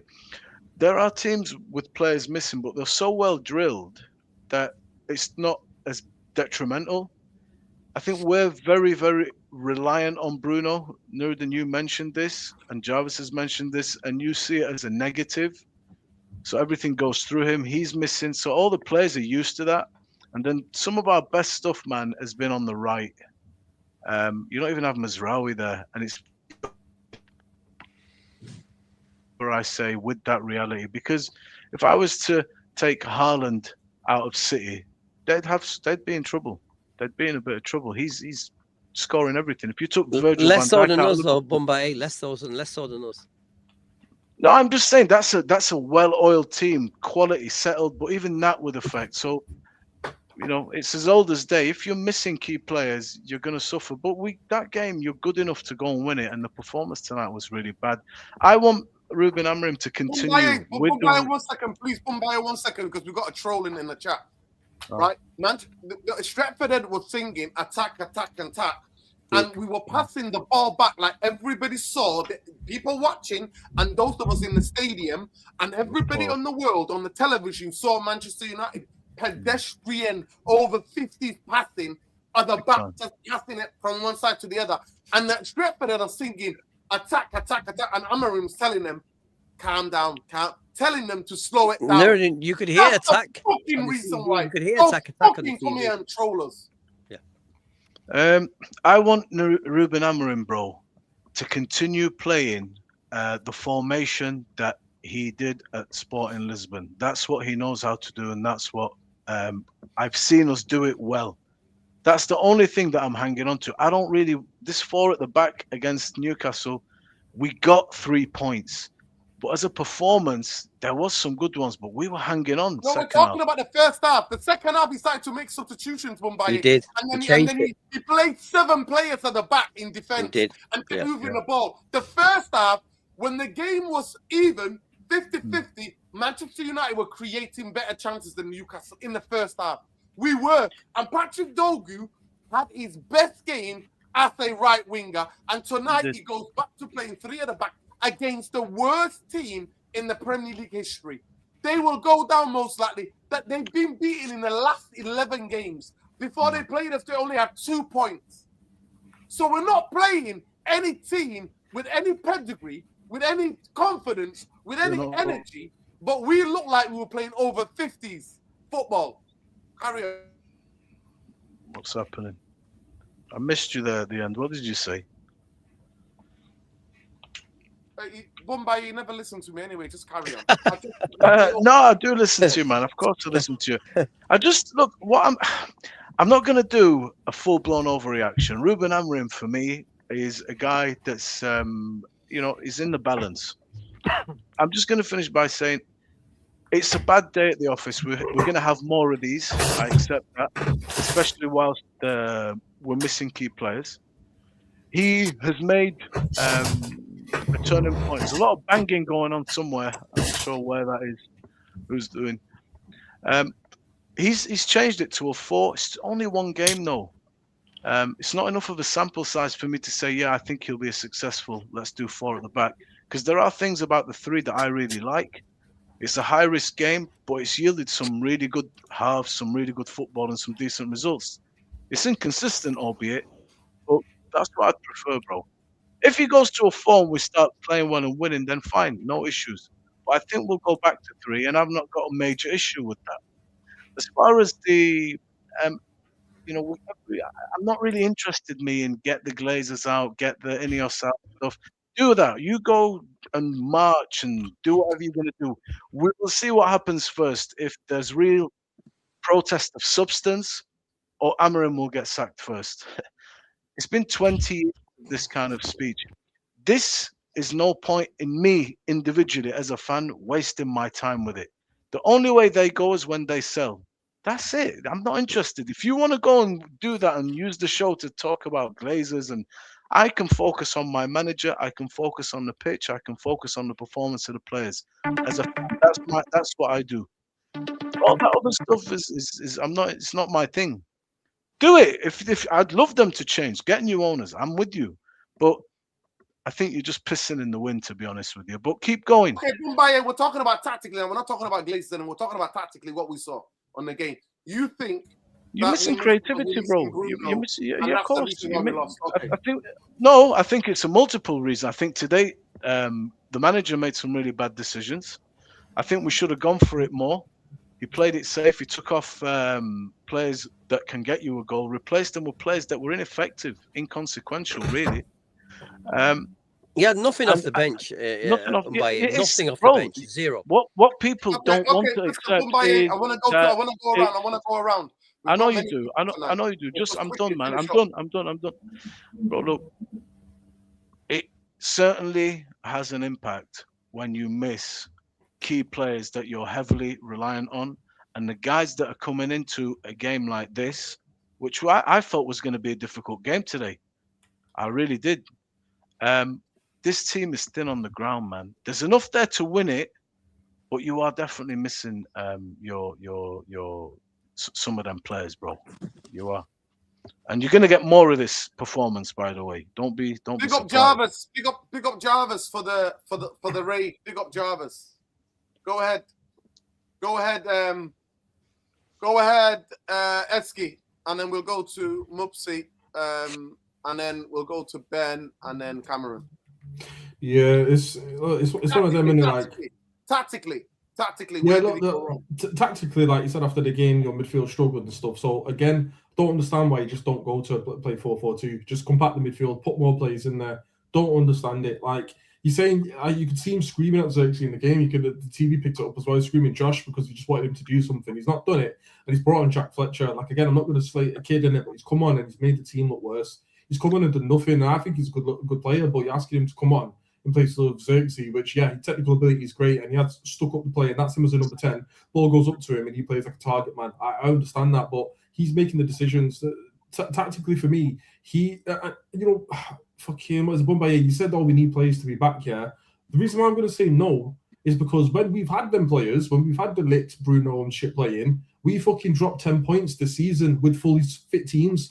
We've dropped 10 points and we played shit at home with Bruno playing every game, with all these men playing every game. There is no AF contacts. When Ahmad were playing, we were dropping points. When Bruno was here, we were dropping points. So for me, that doesn't wash. That doesn't wash. And Eski, we're playing one game. And Eski, we're playing one game a week. I know that. I know that. That's it. That's what I'm saying. Look, you guys know me for time. I will back a manager, maybe even when it's beyond reproach. Sometimes I do that if I can see some things. This guy has had enough time. Last week, I was actually surprised. Do you know why? Because I said, right, maybe it's the manager's. He's turned the switch. Maybe he's going to learn now. I'll play 4 at the back against some teams, and that teams that he just know. Against Newcastle, he said, because they were stronger than us last year, we didn't go really man for man, and I changed it. I'm like, okay, we're better than Wolves. Why would you play 5? Tactically, like I've been asking the question all day. I don't understand why he's played 5 at the back at home against fucking Wolves. You need to adapt and understand like what's going on. And people say, he's rubbed out and he's been found out. I know you said that, and he's been found out, but it's the same thing. When we didn't have Ten Hag, we said sack Ollie, get Ten Hag. That guy, he come in and allegedly got found out. Then we sacked him. The same people that said sack him, sack Ollie, sack Ten Hag, get Amorim. He's coming and done the exact thing. I didn't want Amorim. I'm on record. I was exposed to him saying that he vacates the midfield. I'm on record. The videos on this channel. I was like, this is a huge risk. I was saying it at the time before not everybody was getting excited and getting giddy. I was saying it at the time. Well, that's fine, but if you wanted Ten Hag out, sometimes it's the devil do you know what I'm saying? So the same people that said anyone but Ten Hag, well, this is anyone but Ten Hag, and now you're going to get losses to Grimsby and all this going on. Like I said, if I could see signs that the manager was adapting and changing, I could get behind it and say, right, you're a young manager, you've come to the hardest league in the world, with the most team with the biggest scrutiny in the world, more than Real Madrid, I don't care, more than the England national team, most scrutinized team in the world. If you take a piss, someone will write about it, right? I don't care. You've come in here and you're not changing, you're not adapting. I'm sorry, you've come and another thing tactically, you're asking so many players to play in positions they're not fucking used to. You're asking Casemiro to play in a 2. Has he played in a 2 his whole life? At Real Madrid, what did he play? Or for Brazil, what does he play? He plays 3. There you go. So why are you asking these players? Yeah, what experience? You can't teach old dog new tricks. Casemiro is good at being Casemiro. You're asking him to play left side of a 2 next to Bruno Fernandes, who, guess what, has never played in a 2. There's so much in this team that are just out of position, mismatches, which is why I know people say, ultimately it is Ineos, right? We want Ineos and the Glazers out. That's the overarching. If it feels like EastEnders, the biggest theme, the biggest storyline is them lot, right? We can't do nothing now. Next Christmas. No, you're laughing, but that's next Christmas. You got to wait till right at the end. The little mini storylines are these fucking games that we can sort now. And what this manager can do is sort our next game out. I can't complain now and get Jim Radcliffe out. I can't do that. I can get into this manager's fucking head and say, you better sort this shit out for the next game because you can change things. You can actively change things on a day-to-day basis. And this is why I think the majority of the panel, I know this is why I think the majority of the panel are speaking about the manager, because all of us can say here, we want our owners out. We are unanimously in agreement of that. That isn't even an opinion. That's a fact. The majority of us want us out. People at stadium are old and favour the fans of bourgeoisie. I get that. But us here, we want them out. But in regards of the manager and a day-to-day fucking basis, He should be doing a lot better. Chelsea have dropped 14 points from winning positions. They're as embarrassing as us. And Liverpool, again, we mocked them all fucking season. They have a chance to go, 5 points clear of us into the new fucking year. I feel sick. Guys, I feel fucking sick. Onslaught's in the job. And my manager... and just one point, Esky, about what you said. We're talking about news management and talking about... One second. People, Bootlickers alert, Bootlickers alert, Bootlickers alert, Bootlickers alert. We've got a comedy. Comedy says, Nuruddin, you're acting like Ineos are the problem. They ain't. You're a coward for believing that. They did everything they can. Right. Get that troll out of it. That's a lot of people in the chat, though. That's a lot of people. Let me just go back to Esky 1 second. Because the mad thing is, because you said Man United, the most scrutinized club. You know what Simon Stone did this week, Nuruddin? Do you know, Esky? You know what he did?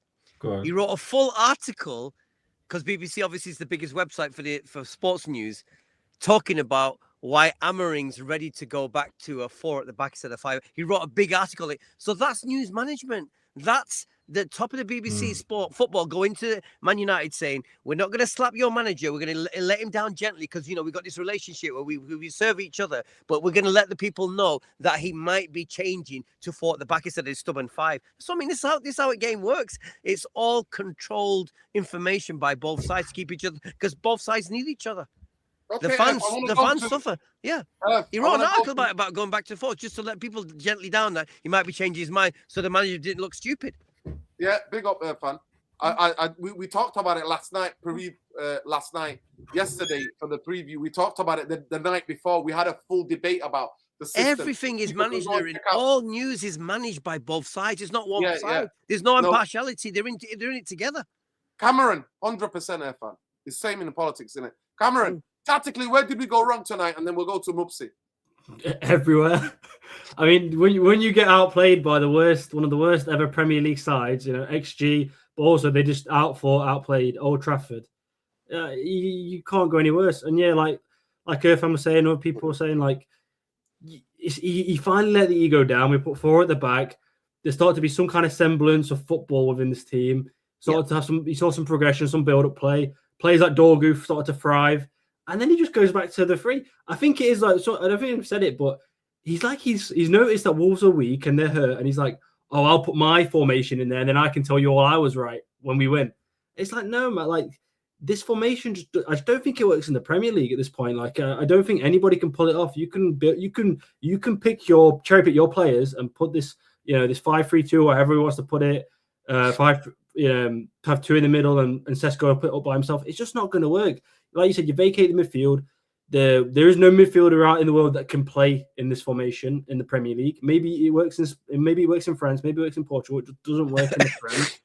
And the fact of the matter is, when you look at the start of the season, I think I might have got commented and asked you, Nuruddin, like, on paper, where do you rank this team? On paper, this team should be top 4 without question, especially 1 game a week. There's no question we should have been top 4 and competing. So you're muted, Nuruddin. For the wages that we pay, 100%. Exactly. There should have been no question about it. It should have been 1 game a week, and we should have blooded in some youngsters.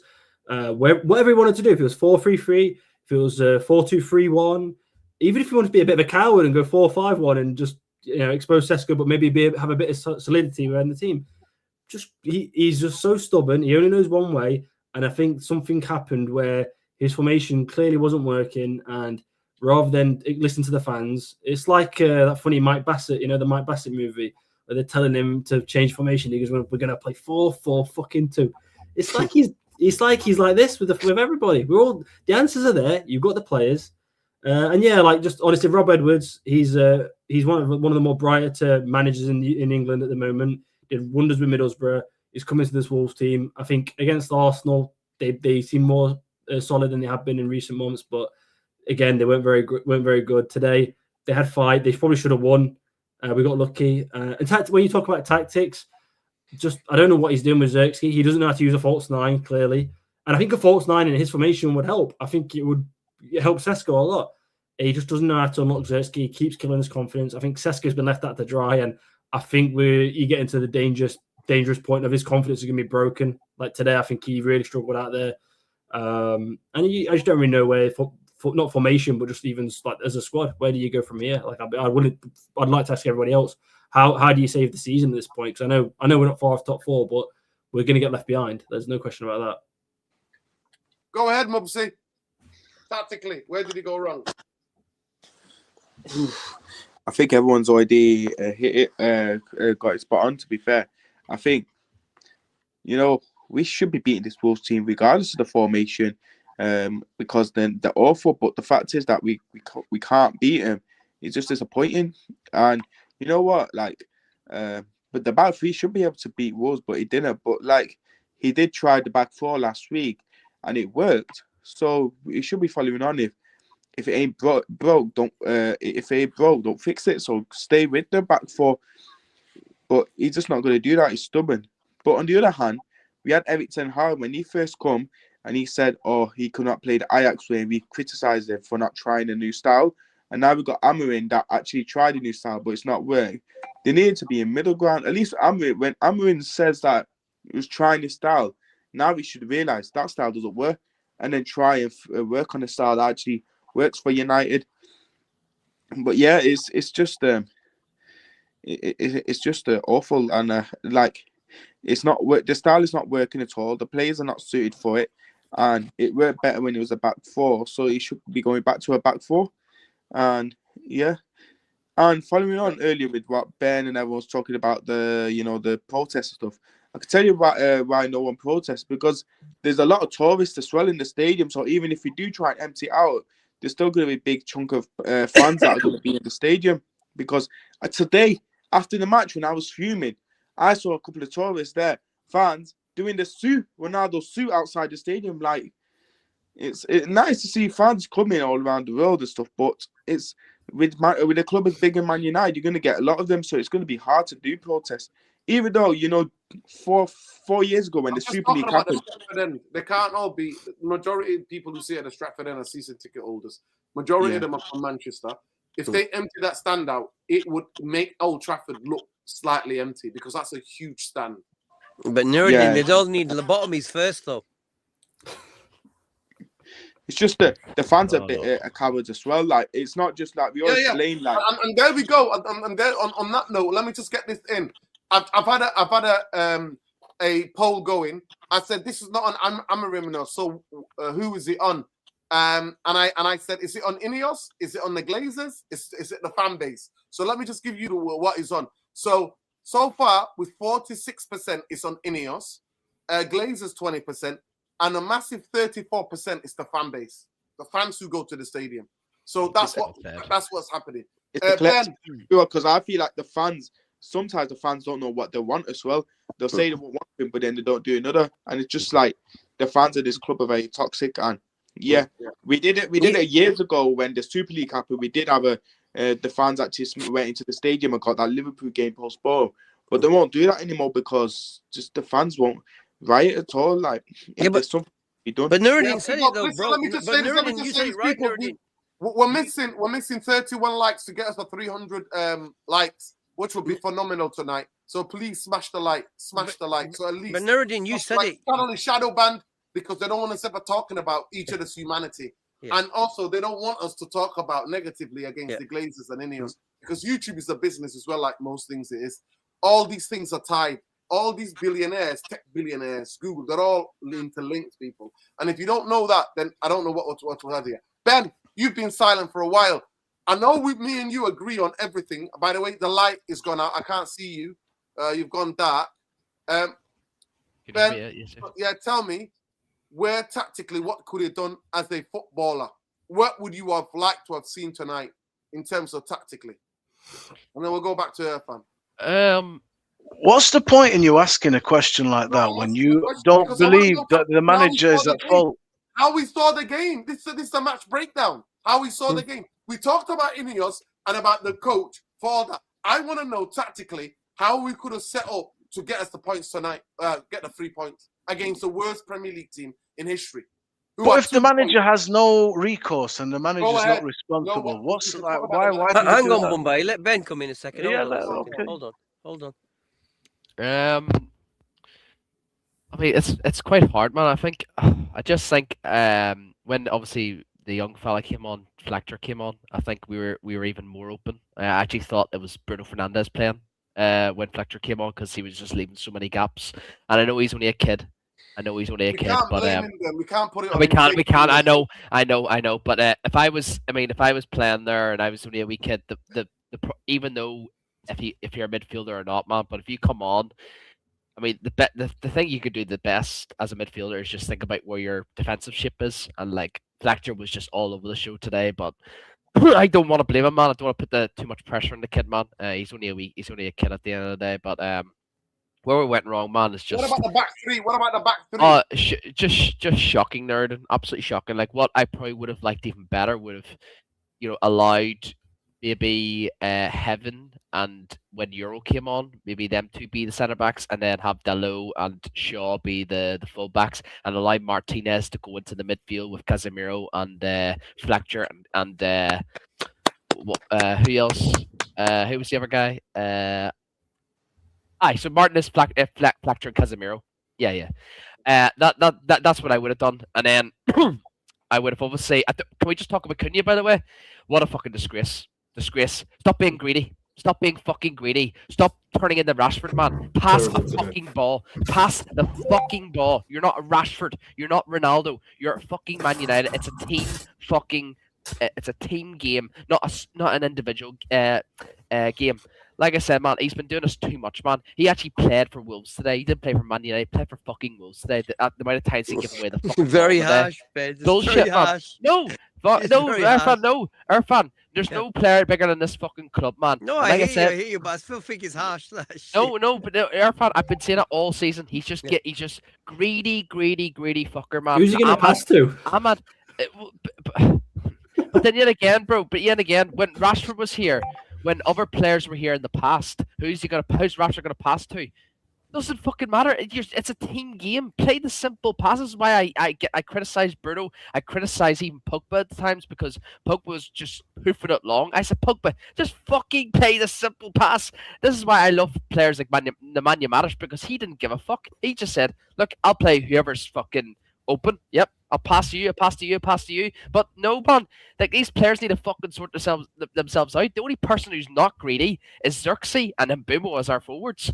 Ahmad's greedy, Cunha's greedy. All these fucking we're bringing in greedy players. Just sort yourselves out, man. It's a team game. Stop being every team's got greedy players. Every single team. No.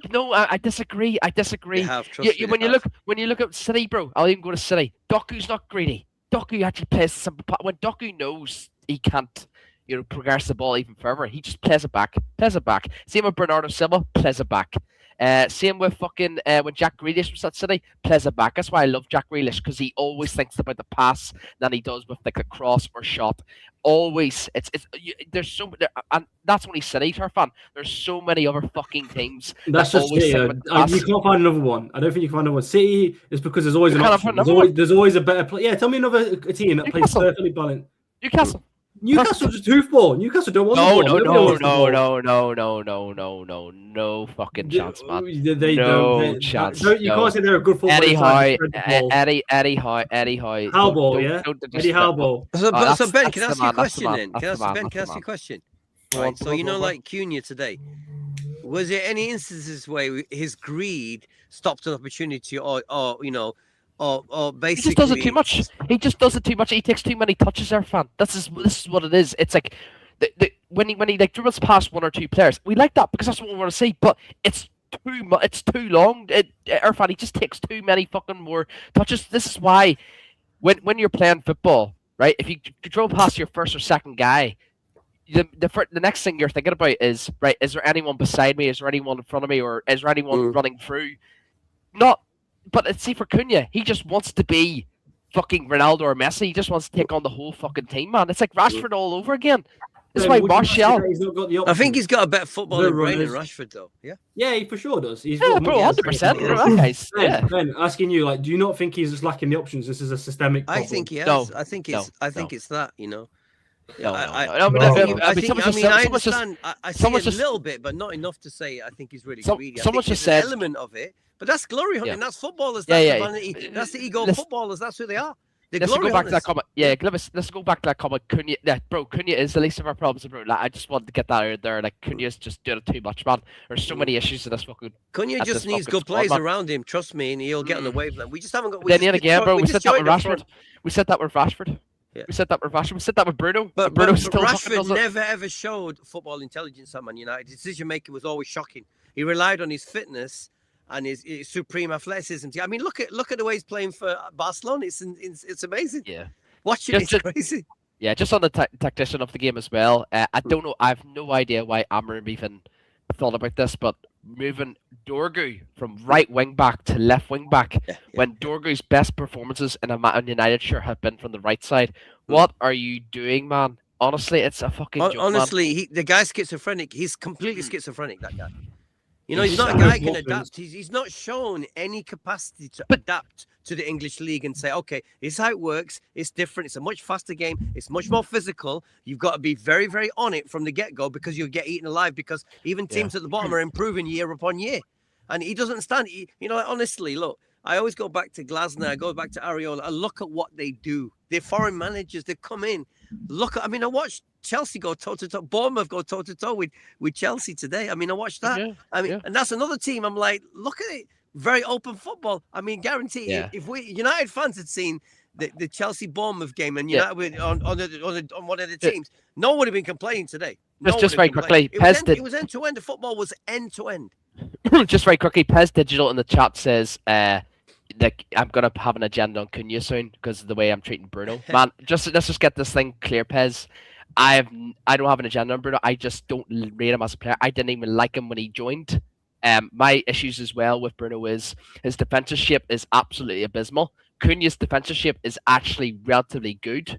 So that's I'm just going to come back on that. But see what you said, Irfan, earlier on about the washing machine. The washing machine is just going to keep spinning. Like, we can't do anything. Yeah. I disagree with that. You can't do honestly. That is what every fan I spoke to, and what have been watching the game for 30, 40, 50 years, who are into tactics, like Nerdin, they're hardcore football supporters. And then we always agree on the same analogy.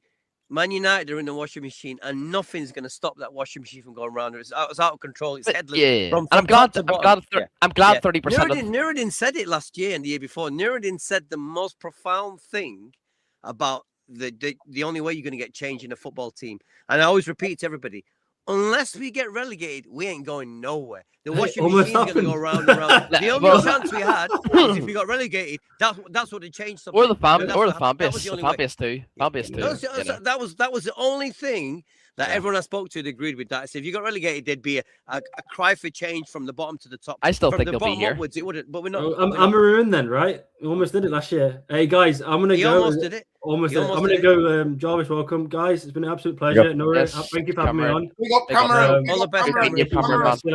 Big up, Cameron. If you want to come on, just drop me a thing on X. Jarvis. Let's see. Yeah, hang on. Let's get the master tactician on. Welcome, Jarvis. Come on. Let's get the master Big up, tactician. Yeah? Not the amateurs. You agree, Jarvis. Let me see if you agree with my tactical breakdown of what happened tonight. Okay. Right. Let me see if you agree. Right. I was at the game tonight, obviously. So I was at the game tonight, and it's absolutely Norwegian weather out there tonight. Absolute Baltic. Big up Kazim. Big up Sol. We went there, 3 of us cycled all the way up there. 10 minutes. We're quite privileged. We live very close to Old Trafford, so we're quite privileged. So Amorim opted back to 3-4-3. Shift from the 4-3-3, 4-2-3 hybrid, effectively against Newcastle on Boxing Day. So we had a back three of Luke Shaw, Lisandro Martinez, and Heaven, right centre back. Diego Dalot, right wing, and Dogu, left wing back. Yeah. The midfield obviously was Zugarte and Casemiro. Cunha, central, created Joshua 6 drifting to the right. Benjamin Sesko, obviously a central striker. Rob Edwards, he opted, from what I could see on the football pitch, Travis, it looked like it was 5-3-2 or 3-5-2 defensive shape, focusing on deep defending and playing counter-attacks. I thought the way that we played was leveraging the composure. So we were supposed to, in this game, to leverage. So Martinez was getting on the ball a lot, right? And Heaven was getting on the ball a lot. But the level of the pace of the passing lacked so much lacked so much intensity, lacked so much Dynamism. That the lateral, it was very slow and lateral, resulting in recycling of possession rather than penetrating Wolves' low block. And the big thing about it, Jarvis, in the game, they weren't doing low block all the time. They were going from low block to mid block, low block, mid block. They were moving it on as a team. Sometimes when United will move the ball back, pass the ball backwards, they move to mid block. When United try to penetrate, they drop back a couple of yards, 10 yards. Correct. Ugarte, right, pulled on wide to create space between the lines, in the lines for Sesko Zexi. But the lack of tempo, straight away Wolves are recovering quickly into shape. Casemiro's too deep and he's there to scream. But his distribution, decided contributing to passive possession. And that's why I put the thing as pedestrian. I'm watching the game and all I can see is pedestrian. And it was from minute 1. The only time we injected some bit of pace, bit of aggression, bit of intensity was the heaven tackle as he carried the ball, play that type of 1-2 to Zirkzee, and then Zirkzee gets the lucky break and shoots, gets second deflection, and we score. And then he takes off Zirkzee, Jarvis, who was coming at time to drop in to try to link the play. And he brings on Jack Fleck, 18-year-old, who has no physicality, who looks out of his depth physically. Totally. Okay, yeah. That's how I saw the game. Yeah. You're right.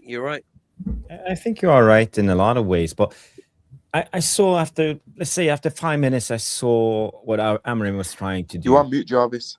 Oh, am I? No, he's cool. He's cool. I can hear you. We can hear you, Jarvis. We can hear you. Okay. So after 5 minutes, I saw what Amorim was trying to do, and for me, I think the game plan was kind of strange. I think we accommodated the players we had. The selection wasn't the best, and Amorim, he likes to play with, he call it high intensity, like pressing machines, especially with the 2-10s. We saw with Mason Mount playing, for example, when we have Bruno on, it's a dynamo, runs all over the place. Tonight we lacked those type of players, and it clearly showed. So I think Amorim tried to push Wolves down, because we had 3 players up front. We had Zirkzee, we had Cunha, and we had Sesko. And he put one of them on each of the centre-backs. They play with the back 5. So, and we put our wing-backs really high. So we had 5 guys trying to push them down. But while doing this, we didn't have the intensity in the press of the first line. So let's say you have three strikers, and Wolves easily played over our first line of press. So we were disjointed. We had 3 players up front, just like standing there, not doing their job. And you had a lot of work to do for Casemiro and Ugarte to cover all that space. You can't keep up a philosophy of having a high intensity pressing machine, high energy type of football if you have 3 players who's not doing the defensive job. Okay, I'm not blaming Sesko, because Sesko's job in the center is just to show them either right or left, and the other guys are supposed to cover and start the press, and we are trying to trap them by the sideline. So basically we can press them with 1 man less, but we didn't. And I think I understand fully why we took Zirkzee off. And I also think we should have taken Cunha off, because both of them were horrendous today when it came to the press play, defensive work. They were walking a lot. They were just standing there. And football is about, and you talk about how slow it goes when you saw Ugarte on the ball, for example. I know why he was slow. He didn't have any options. Look at Zirkzee through the game. He's standing still with the back against the goal, with his arms out. He wants the ball to his feet. But that's not the way we are trained to play. We talk about... But Jarvis, this is the point I disagree with you fundamentally. Okay. The press can be bad, and we've seen many games where the press has not been bad. And even with Bruno and with Mount, we've seen the press, Bruno go headless chicken, and then they pop it around him. They do 2 against 1 against him, and then they're on to Casemiro by himself. So today, this is the only disagreement. I understand what you're saying. the intensity levels that we're supposed to play with. But from minute one, Jarvis, on the ball, how can we move the ball so slowly from just the three centre backs from, you know, on this side here is Evan, to Martinez in the middle, and then to Luke Shaw. And why are we against the worst team in the country with 2 points, 11 games in a row lost? They came and got a draw today after getting beat in the last 11 games. They got beat in the last. I repeat that. Why can't we have some sort of flexibility? And like Ben was saying, and like I was saying in the game, step Martinez into a bit more of the passing to find that passing lane and have two centre backs quicker, or even take Luke Shaw or bring Euro on and go two quick young centre halves, right?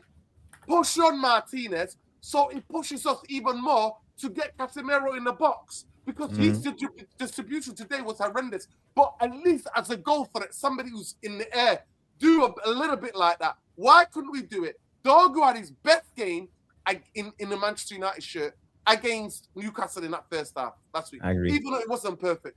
He puts him back on the left and puts Diego Dalot. And by the way, watch the fucking goal again. The corner comes from because of Diego Dalot. Diego Dalot is error. His errors. His errors cost Manchester United goals again and again and again. So for me, 100% I agree with you. Off the ball, yes, Cunha, that's what the Colombian player they have is a Colombian player. I'm sure he's a Colombian player. He's like a centre-back. Cunha was supposed to watch out for him. In the first half Mosquera, or what's his name? Mosquera. He made 4 drives from centre-back all the way just on the edge of Manchester United's box. And Cunha is walking. Yeah. And this is what I'm saying. And that's why sometimes you could see us defending really deep, because we had 3 guys up front not doing anything. And you know, defensively, that's a problem, because it's like when you start learning football, like 11-a-side to kids, young guys especially, they usually have like the old mentality from 7-a-side or 5-a-side, when we have the attacking players just standing up front and waiting for the ball, and you know, you have a stretched out pitch. And for me, it felt like this, you know, today, because we had so many players didn't doing their job. They didn't track back. They didn't press in the right way. They didn't understand what to do. And it ended up with us playing with a completely flat back 5 and 2 guys in front of them. And you know, and we couldn't be aggressive because we were outnumbered. So we just had to like stand off all the time. And you know, Wolves is a really poor team. Jarvis, why did he not match the midfield then? Why didn't he play 4-3-3 today? Why didn't he? Yeah, it's obviously on Amorim. Amorim chose the wrong tactics. He chose to, but I could see what his idea is okay. You know, the idea is okay. You try to pin down the 3 centre backs. You stand high with you wide. You pin down their back 5 and hope to win the man-man battles. Because why did Luke Shaw as the extra spare centre back commit over the line so Dogu can push on? As almost like a winger on that side. Because that's why sometimes we went into a hybrid when we went into attack. And I think Luke Shaw today was one of our better players, you know, just because of his capacity overlapping all the time and creating space for Dogu. We overloaded that left-hand side. Dogu had always time on the ball because of Luke Shaw overlapping, because there were one wing back, the right wing back, he was alone overloading, so he couldn't press Dogu that high. He always need to keep an eye on Luke Shaw overlapping. So this is where Luke Shaw in the stadium, I counted 3 times. Majority of my stand, which is the south stand, the Stratford end is here. You know, the tunnel. The tunnel is here, and we're here. The Stratford end is here. So the only thing separating us from the Stratford end is the tunnel. S20, that's where I was at. We're all screaming, especially in the second half, for Luke Shaw to overload. Because when you're playing against a team that's doing that type of low block, the second half they went low block. First half, they would try to engage. They were going from low block to middle. We're screaming at Luke Shaw to go and, because Xerxes got the ball, sorry, not Xerxes, Dogu's got the ball, and there's nobody outside him. And there's 2-3 players coming to Dogu. He did it 3 times in the first half. Second half, I agree. But in first half, he was doing those runs. He gassed out. He's not a left back. Second half, when we needed a goal, we're at Old Trafford. You've got to fucking risk it. What are we doing? Yeah. You know, it's interesting, but for me, you know, I think the problem was the setup. I think Amorim made a big mistake. He underestimated Wolves, and you know, they just absorbed our press, easily played through our first line of press. Also, one of the biggest problem was, especially in the first half, I think Casemiro and Ugarte was too flat. You know, they need to be more staggered in that type of press. We needed one extra guy helping out those three or the two number 10s in the press play. So if it was me, you know, we talk about Bruno going off and being positionally undisciplined, but we needed that today. We needed someone to help out. And you know, playing Xerxes and Cunha in the 10s, it didn't work. And I know why Amorim took Xerxes off at halftime.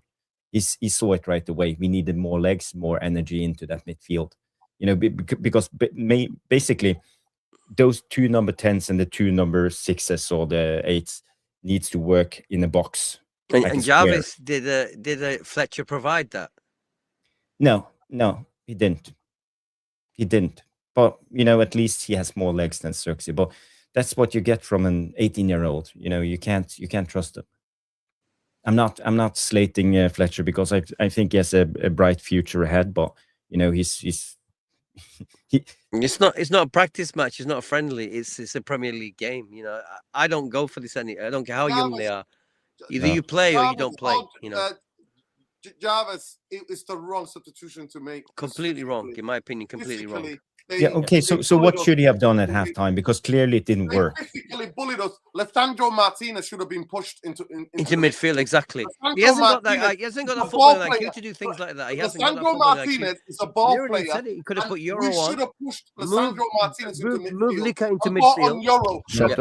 Euro and went back to a back four where the wing backs are. Yeah, I agree. Further up or forward. There you go. That's what we should have done, but he didn't, and he doesn't even fucking understand that. But how come? It sounds so obvious, Jarvis. How come he can't do it? Explain to me why he can't do it. Why he can't do it? Your best passer was Alessandro Martinez, and he's way too deep, and you get him up the pitch high as you can, and you keep Sesky on. You take somebody else's because you know what you do with Sesky. You can play the ball into his feet against the edge, and that's where the goal comes from.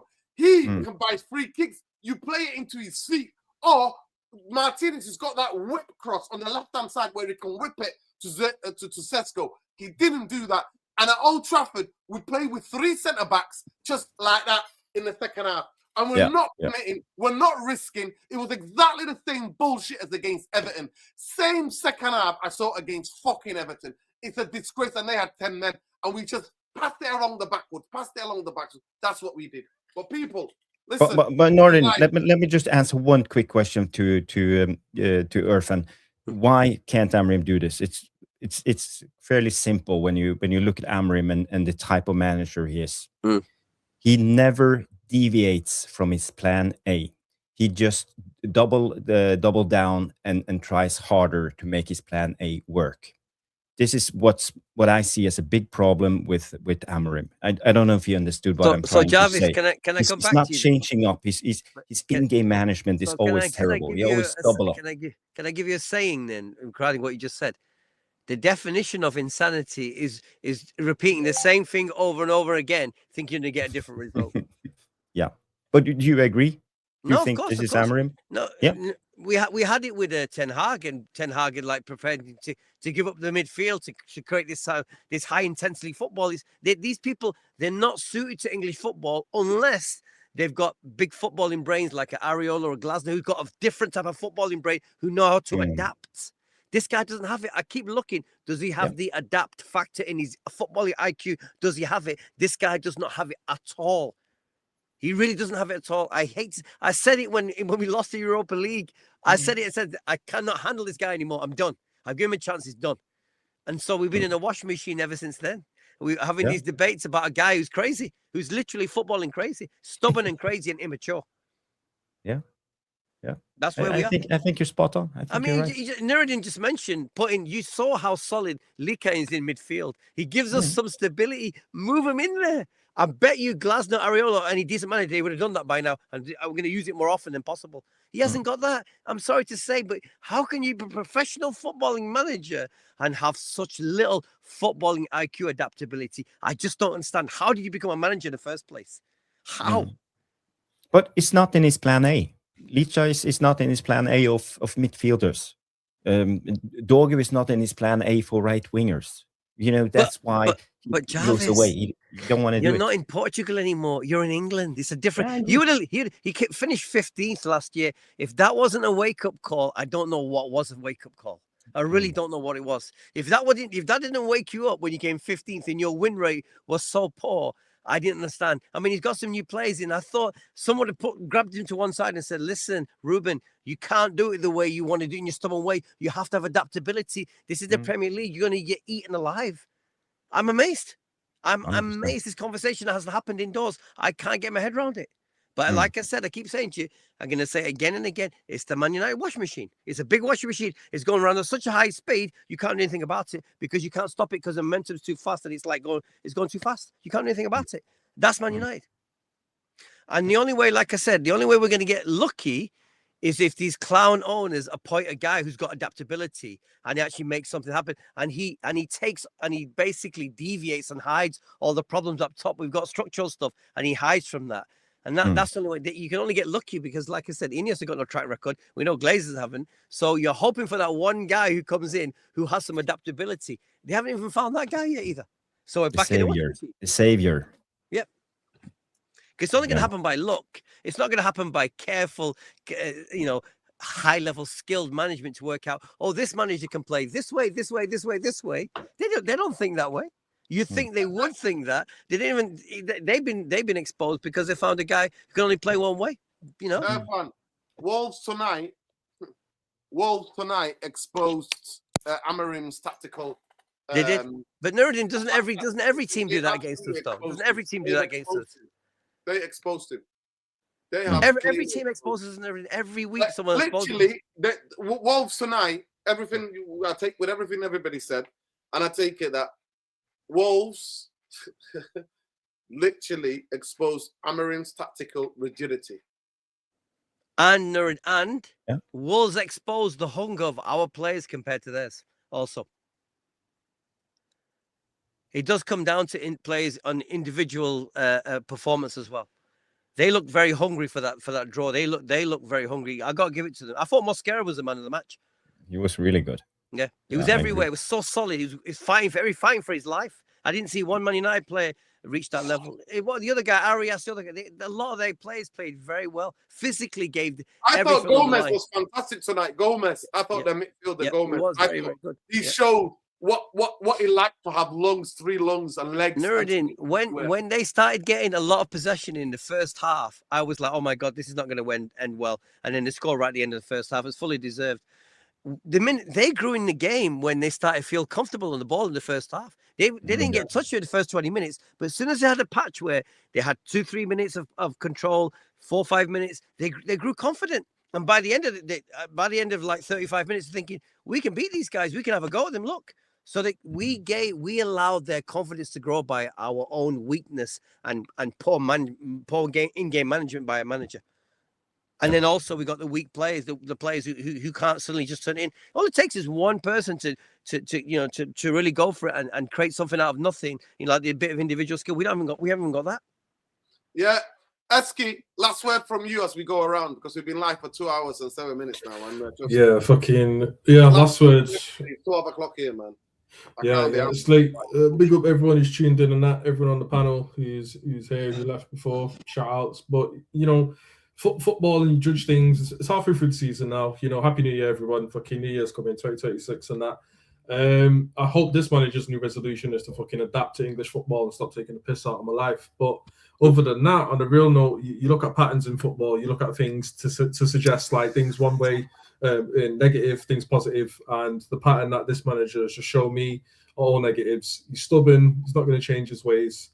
And yeah, I think, he's going to die on the sword, to be honest. It's no, managers beforehand, you'd say, oh, this player, this manager's gone because of this player. This manager's gone because this player's letting down. Maguire let Ollie down, or Bruno let Ten Hag down, or Ronaldo's let this thingy down. No one on here has said, this is the reason this manager's going to get sacked. The people have been saying it's because of him.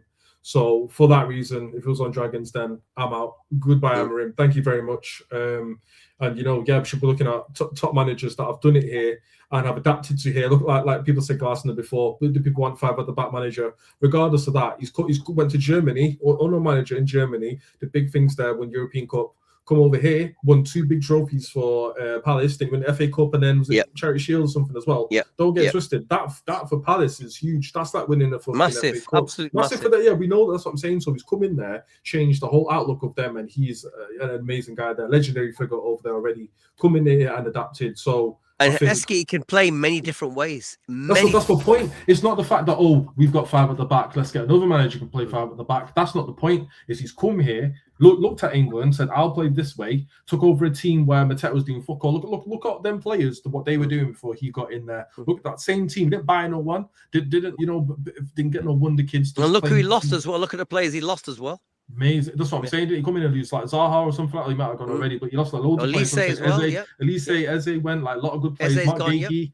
And allegedly in the summer, if you want to believe it, they said that if Liverpool had bought Mark Gahey, he was going to walk. So that deal suddenly went away. We'll look into that what you will. But this guy has come in there, transformed that team and that side. I'm not saying he's going to come in there and do the same, but it's someone who's smart. Footballing brain, not young in the game, been there, done that. So Unai Emery, I'm looking at you, mate. I'm looking at you, Oliver Glasner. And I want to come in here next time and say, Ruben Amorim has earned my trust and he's changed it around and he's learned and adapted. But I don't think we're going that way. So I'm not going to hold my breath. But Happy New Year to you all. Yeah, man, big up to you, King. Mufc, last word from you before we wrap it up. Yeah, I think it's the same as what the guy said earlier. I do like Glasner. Crystal Palace was one of my favourite teams that I like to watch and stuff, other than Man United. But I always said that after Amorim, I would have gone with Glasner. But I think I've struggled watching Amorim ball with the back 3. I don't know if I want to get Glasner now. So, I think at this moment, Areola for me, Areola. I don't. He's good, but Bournemouth have not been doing good recently. So I don't know. Have you seen their squad? They sell their best players every year. They sold. They sold how many players they sold last season? They sold their almost entire back 4, and their goalkeeper, and they got rid of players as well up the pitch, and they're selling Semenyo right now. Yeah, they're selling Semenyo as well. Yeah. Good I'll take either. He's working on a shoestring. Shoestring. And last season he finished them the highest they have ever finished in the Premier League. Yeah, no, I understand that. Yeah, I think he's a good shout as well. But I think. My point is that I think we're sacking managers. It needs to. I think Amorim does need to go. Maybe at the end of the season, not now. But I think it's not going to change. I think the problems are still going to be happening at our club. But the way Amorim settles down so low, I think anything at the moment will be improvement because we finished 15th last season.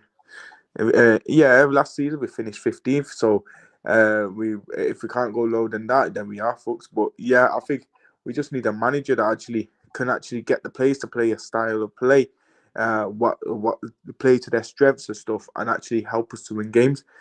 Because at the moment, we can have performances, but if the performances are awful and we don't win games, then at the end of the day, the only way you get points to get up to the table is by actually getting the 3 points per game. So big up everyone. Listen, did you send a super chat in earlier? I don't think I did today. Okay, somebody might have done and it disappeared, but don't worry. I thought I saw the super chat, but I did. I sent a normal chat in the message, but not a super chat this time. Somebody sent a super chat and it's disappeared now. I don't know what's happening on YouTube. Go ahead, Bombay. Go ahead, Ben. Last word from you, pal. You've not spoken for a while.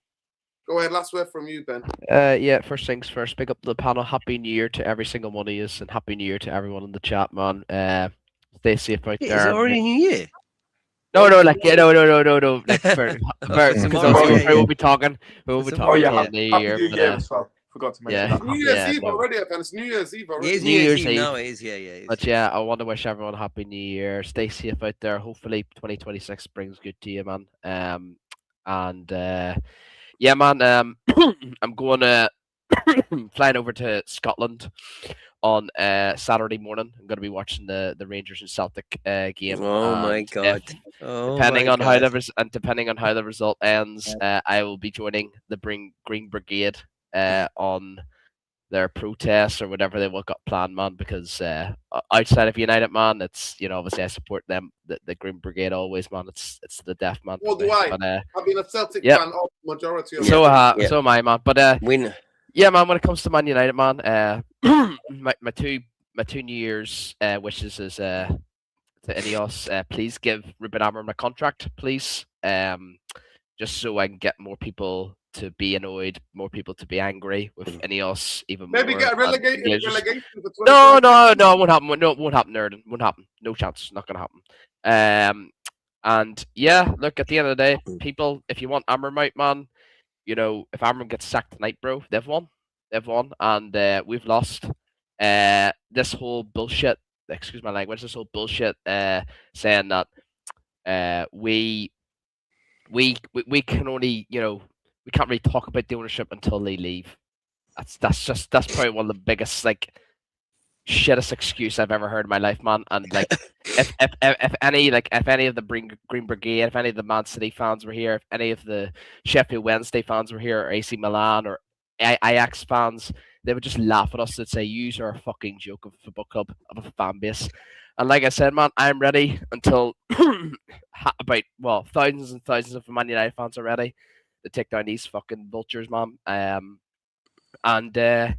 Yeah, look, I don't think emptying Old Trafford is gonna solve it. I don't think it's gonna happen at all, Nerden. I think everyone's AC Milan did it. AC Milan did it. I know. I just say but Nerden, that's over in Italy. This is England we're talking about here, and this whole Airfront, I didn't agree with you about England fans. They're not really too involved in that sort of thing. But I've just named 5 or 6 clubs for you there that. No, I meant in the big cities, the big clubs, not the little ones, the big ones.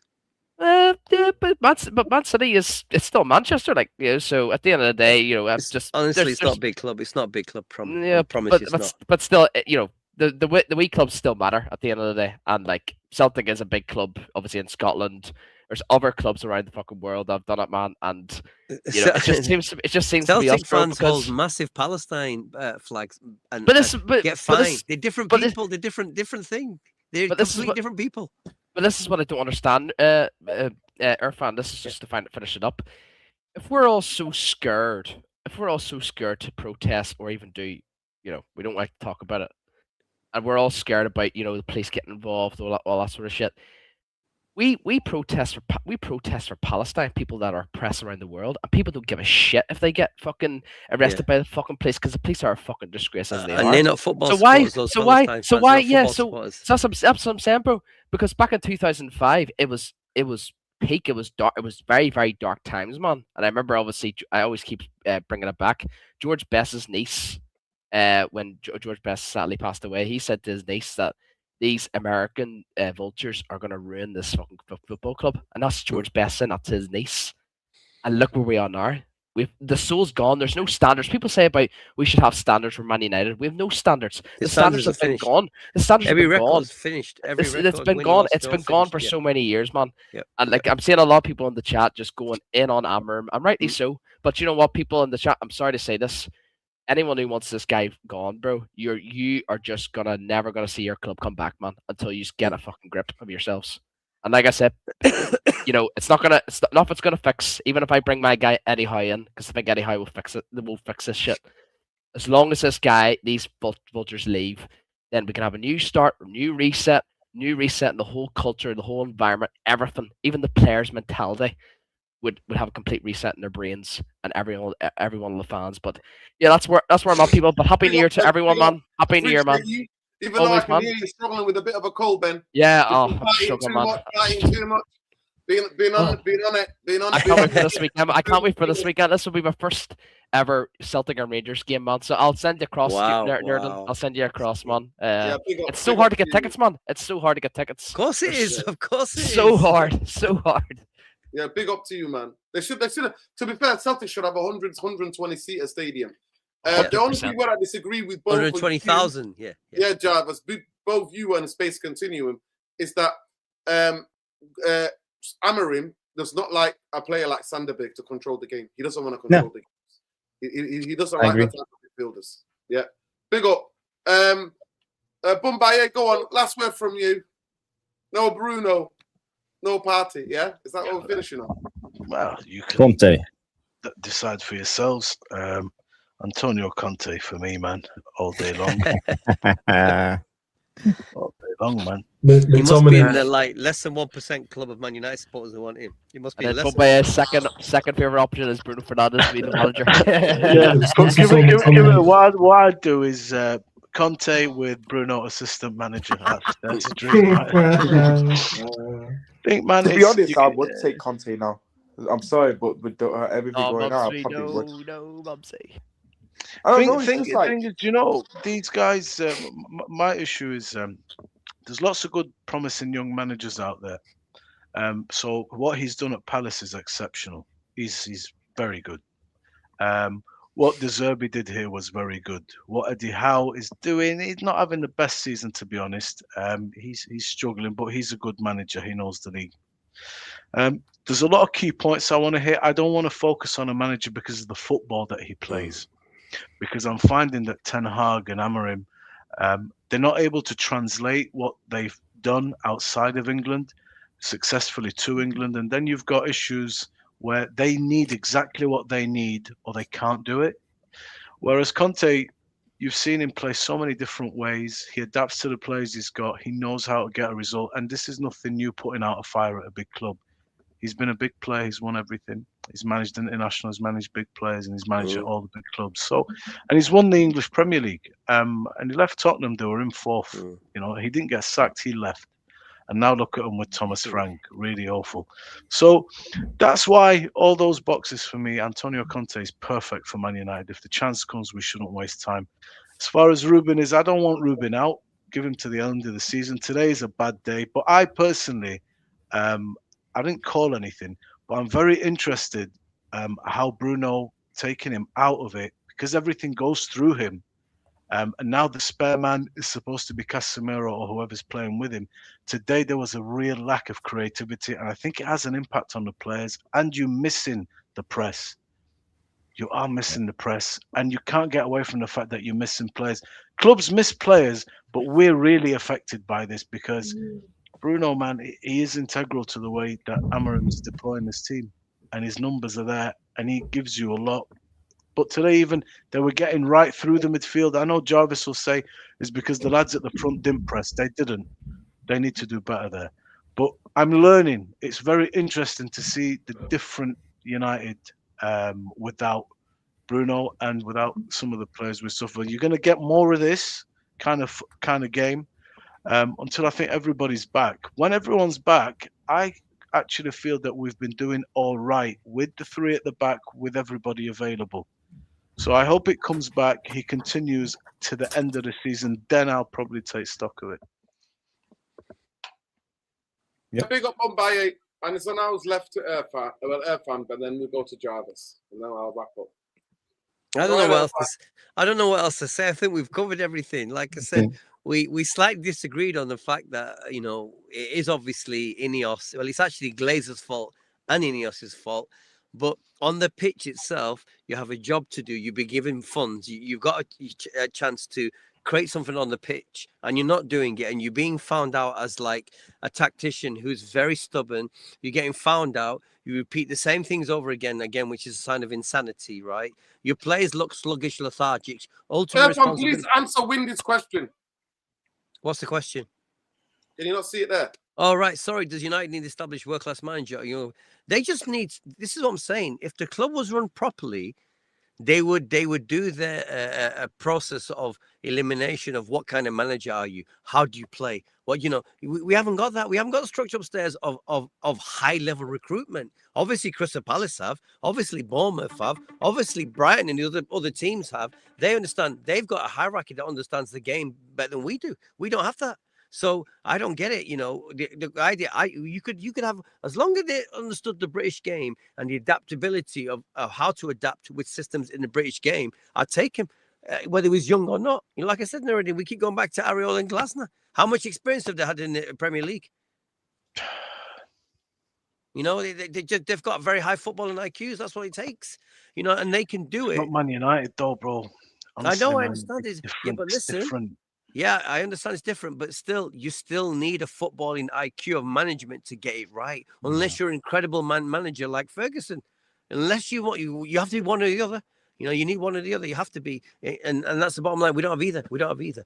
And like I said, he just takes his. What was the point of that Simon Stone article where he's going to start playing 4-4-2? Whole big article, and he goes back to playing 3 at the back today. I mean, this is what I'm saying. It's insanity. It's just crazy.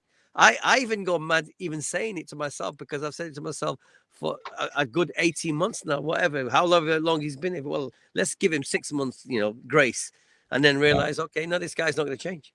Even though he's got better players in. But that midfield, the way he plays the midfield, when he puts Bruno in midfield, I feel like headbutting the wall when I see what he does. That when he plays a guy completely out of position, he just plays all the plays in the wrong positions as well. Like I said, I haven't seen anything this guy does to make me think you're a very smart manager. I'll give you that. I just haven't seen it yet. Yeah. All I see, when I imagine the guy seeing with his head in his hand like that, on kneeling down on the floor, that's my lasting image of Ruben Amorim. When he's lying on the floor looking like that on the sideline, that's all I remember. If you said how you remember the guy, I'm gonna remember that image in my head. That's it. Yeah. Big up, Jarvis. Last word from you. Yeah, I think we were at the stage, let's say after 10 games, that Ruben Amorim saved his job by winning 3 in a row. But I'm starting to think that maybe this is on Amorim.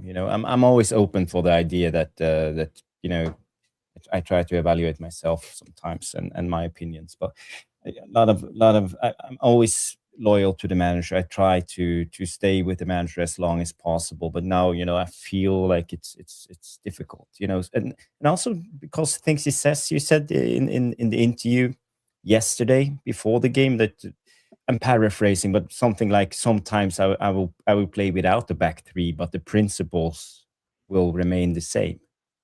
And for me, what principles and what are Amorim actually trying to do? And I'm not seeing the same principles remaining. I'm not seeing the patterns. I'm not seeing we are doing the right things.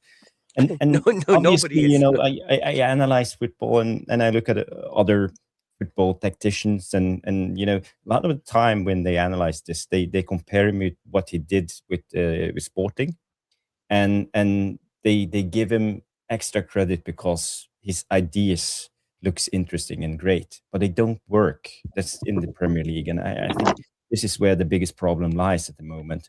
And I'm not sure if just chucking money and better players at Amorim will make this system tick in a while. But maybe Jarvis, better players gives you that chance of one-off bits of magic to win you games. That's all they do. And that's what we relied on this year. But Irfan, I'm sorry. When you've got tactically rigid coach who only knows one plan A and talks about this fucking invisible principles that none of us can see, then it's not going to change. He's out of his depth in the Premier League. That's what Jarvis is trying to say. No, we all know that. We all know that. Listen, we could get the best 11 players in world football, and the way he sees football, especially in the Premier League, is not working. It's not, and he should never have got the job. Jarvis will tell you, I did the video and I talked about him vacating the midfield. I said his football looks like, and I told everybody about Gyökeres. I said Gyökeres plays in a league where he's stronger than everybody. And when it comes to the Premier League, he's not going to be able to use any of his strength. And look what happened to that. But listen, people, we can be here all day. We can be here all night. We could analyze this chop it up in 100 different million ways. I was there tonight. And from minute one, sometimes you can be like, it's the tactics. Sometimes you can have something called in-game management, and they can tweak things. They can see things in a game, and they can actually, that helps the team and eases the pressure on the team and get the players in the right place, in the right positions. Amorim's never done that. He is, for me, one of the worst in-game management coaches I have ever seen in my life. I have never seen a coach in world football that changes the centre backs as much as this guy. It's unbelievable. Every game they're in, every game. When Manchester United need goals, he makes defensive substitutions, and that tells you everything that you need to know about this guy. So for me, it's not on him anymore. It's never been on him, even from the day that we bought him. Manchester United is a football club that's supposed to have traditions and history and play a back four. Barcelona, he will never play a back three. Bayern Munich, they will never accept a coach who plays a back three. At Juventus, they will never accept that. Big football clubs set the way they want to play. They don't vary from their way. Real Madrid, Xavi Alonso went there. Do you think Xavi Alonso going to play back five to Real Madrid? Are you fucking kidding me? Do you think he could go there and play a back five like he did with Baby Leverkusen? No, he can't. He can't play a back three because big clubs have certain traditions. Manchester United, when they went and flew to Lisbon to bring this guy, and even in the middle of a season, it was the end of it. He's big to start. They threw a young guy who does not know anything about the Premier League with a younger coaching staff than majority of us on this panel. No, yeah. That shows you everything that you need to know. So to me, all of it is this. And like I said to you, I will be making a video about it soon. Ineos are 18 billion pounds in debt. Nice are where they are. The team in Switzerland are where they are. Ineos, in terms of football, have no clue. They've only ever been successful for a very small period of time with cycling and with the guy who does the boat chasing around the world, the boat race. After that, they all got found out, boom, disappeared. So at the end of the day, it's simple as that. At the end of the day, it's up to the fan base. I did the poll tonight. I said, it's not an Amorim, who's it on? We said Ineos, it was 44% Ineos. 36% it was the fans. Then it's completely right. What we see in the fan base, Mufc is there. We've got too many older fans, and the hardcore fans who would protest, who would kick off, who would risk getting arrested, they've all moved on to FC United. And they've gone and they don't go anywhere. The amount of people that I meet in and around Manchester, if I would tell you, I cycle. I cycle around the city. I don't drive. I'm a cyclist because of my knee injuries that I've had. So I need to be on a bike. I need to cycle. Every time I get shouted, I'm like, what's going on? I don't see you. I've not seen you. I'm like, oh, stop going anymore. Stop going anymore. Stop going anymore. I'm stop going anymore. And you know what? Sooner or later, that I'm gonna be faced with that decision. I'm going to just be like the rest of you, just watch it. Because the day that I'm going to spend any money or to go there, and for me to get so irate, it's unbelievable what I saw. But anyway, please make sure you subscribe to Tactical Devils. Make sure you follow Jarvis on Bowley, BOLE77. If you want more content, tactical breakdown, showing the positions with clips and everything, go and watch it now. Jarvis probably did it with Stu or Matt. Who was on with you tonight, Jarvis? No, Mark. Stu was on the game. He was on Old Trafford. Yeah. Yeah, Matt, who's a coach. He knows what happened. He was reporting back. So be interesting to get his take. People go and do that.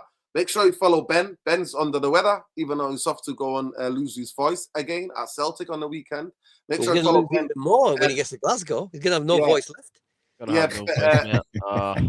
On X, he's Elmore got it for me Christmas. Yeah, and it'll be MR20. Eski's not online. Mumbai is not online, but you can follow Irfan at Irfan Rainey on X and check him out on Insta. Mupsi, you can check Mupsi TV on YouTube. I don't know if you start making videos again. Mupsi, you need to start doing match vlogs, man. Seriously.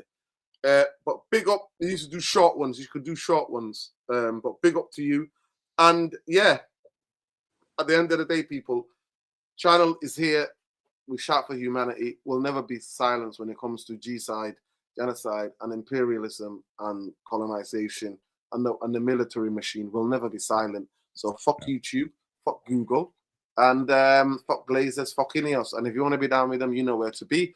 Fuck Somaliland leaders. Fuck the Somalilanders. That's where I'm from. Fuck part of my relatives and part of my family. Fuck you all, because you've chosen to become a cult nationalist and for recognition, and you've gone into bed with the worst entity in the world right now, Israel. Yep. You've gone into bed with them. So fuck you with your cult. I would never be anybody to recognize me and to go to bed with them. Now you've become slaves to UAE, the US, and Israel. So you're no longer a free nation. That's why I can never go there, ever. So yeah, any countries that might take me when Nigel Farage gets in this country, because majority of us will be out. So yeah, anybody out there in the world, any good decent place with good politics, I'm here. I'm here to be for taking. I'm here. I'll be there. So big up. Big up. I might go to Scotland actually. I might go and live in Glasgow. You're going Norway, Nerdy. We're going to Norway. The Irish will always fucking be nerded. There you go. Big up, the Glaswegians, especially the Irish Glaswegians. Always, they will always. I can fight. At least I can resist with them, resisting the rest of it. Big up to all the indigenous people, the Sami people in Norway and Scandinavia. Big up to all the indigenous people struggling against the power machine and the capitalism and the raping of the planet, because that's what's happening right now. Fuck fucking Donald Trump. You don't give a fuck about Nigerians. You don't give a fuck about Nigerian Christians. You are only bombing the people up there in that part of Nigeria because it's close to Burkina Faso, it's close to Niger, and it's close to Mali.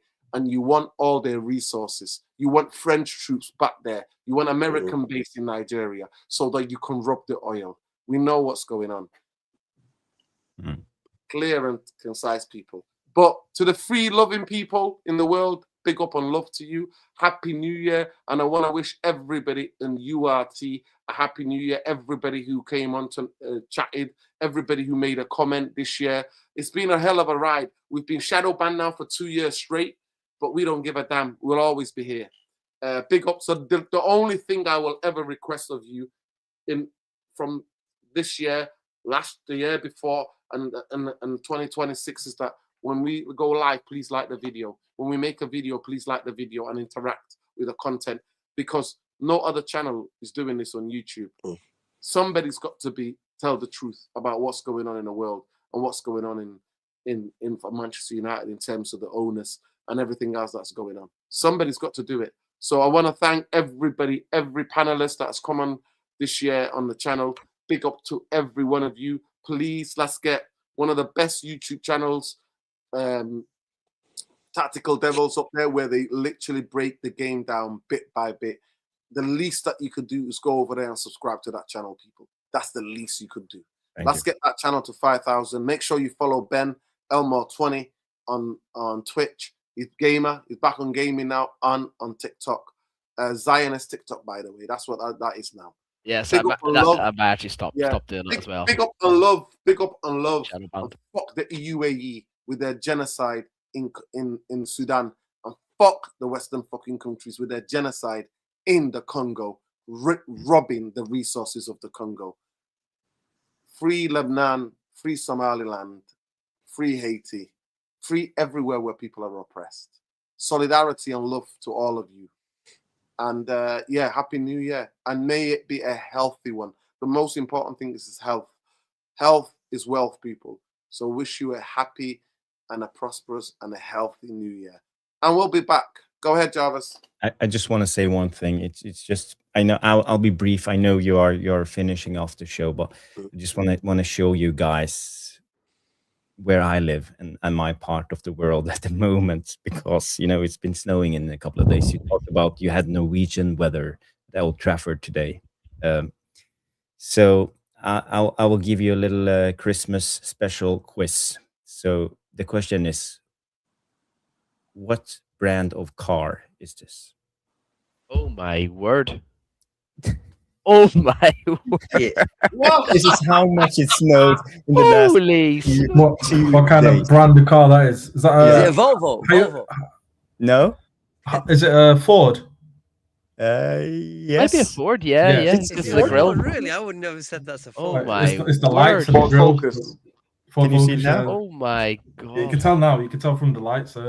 Jarvis, that is absolutely mental. Is that how your much car, snow you've Jarvis? got? Is that your car? 2 days. In 2 days, it snowed like this. Oh my. But is it like because obviously it can snow and the weather's not that cold, yeah?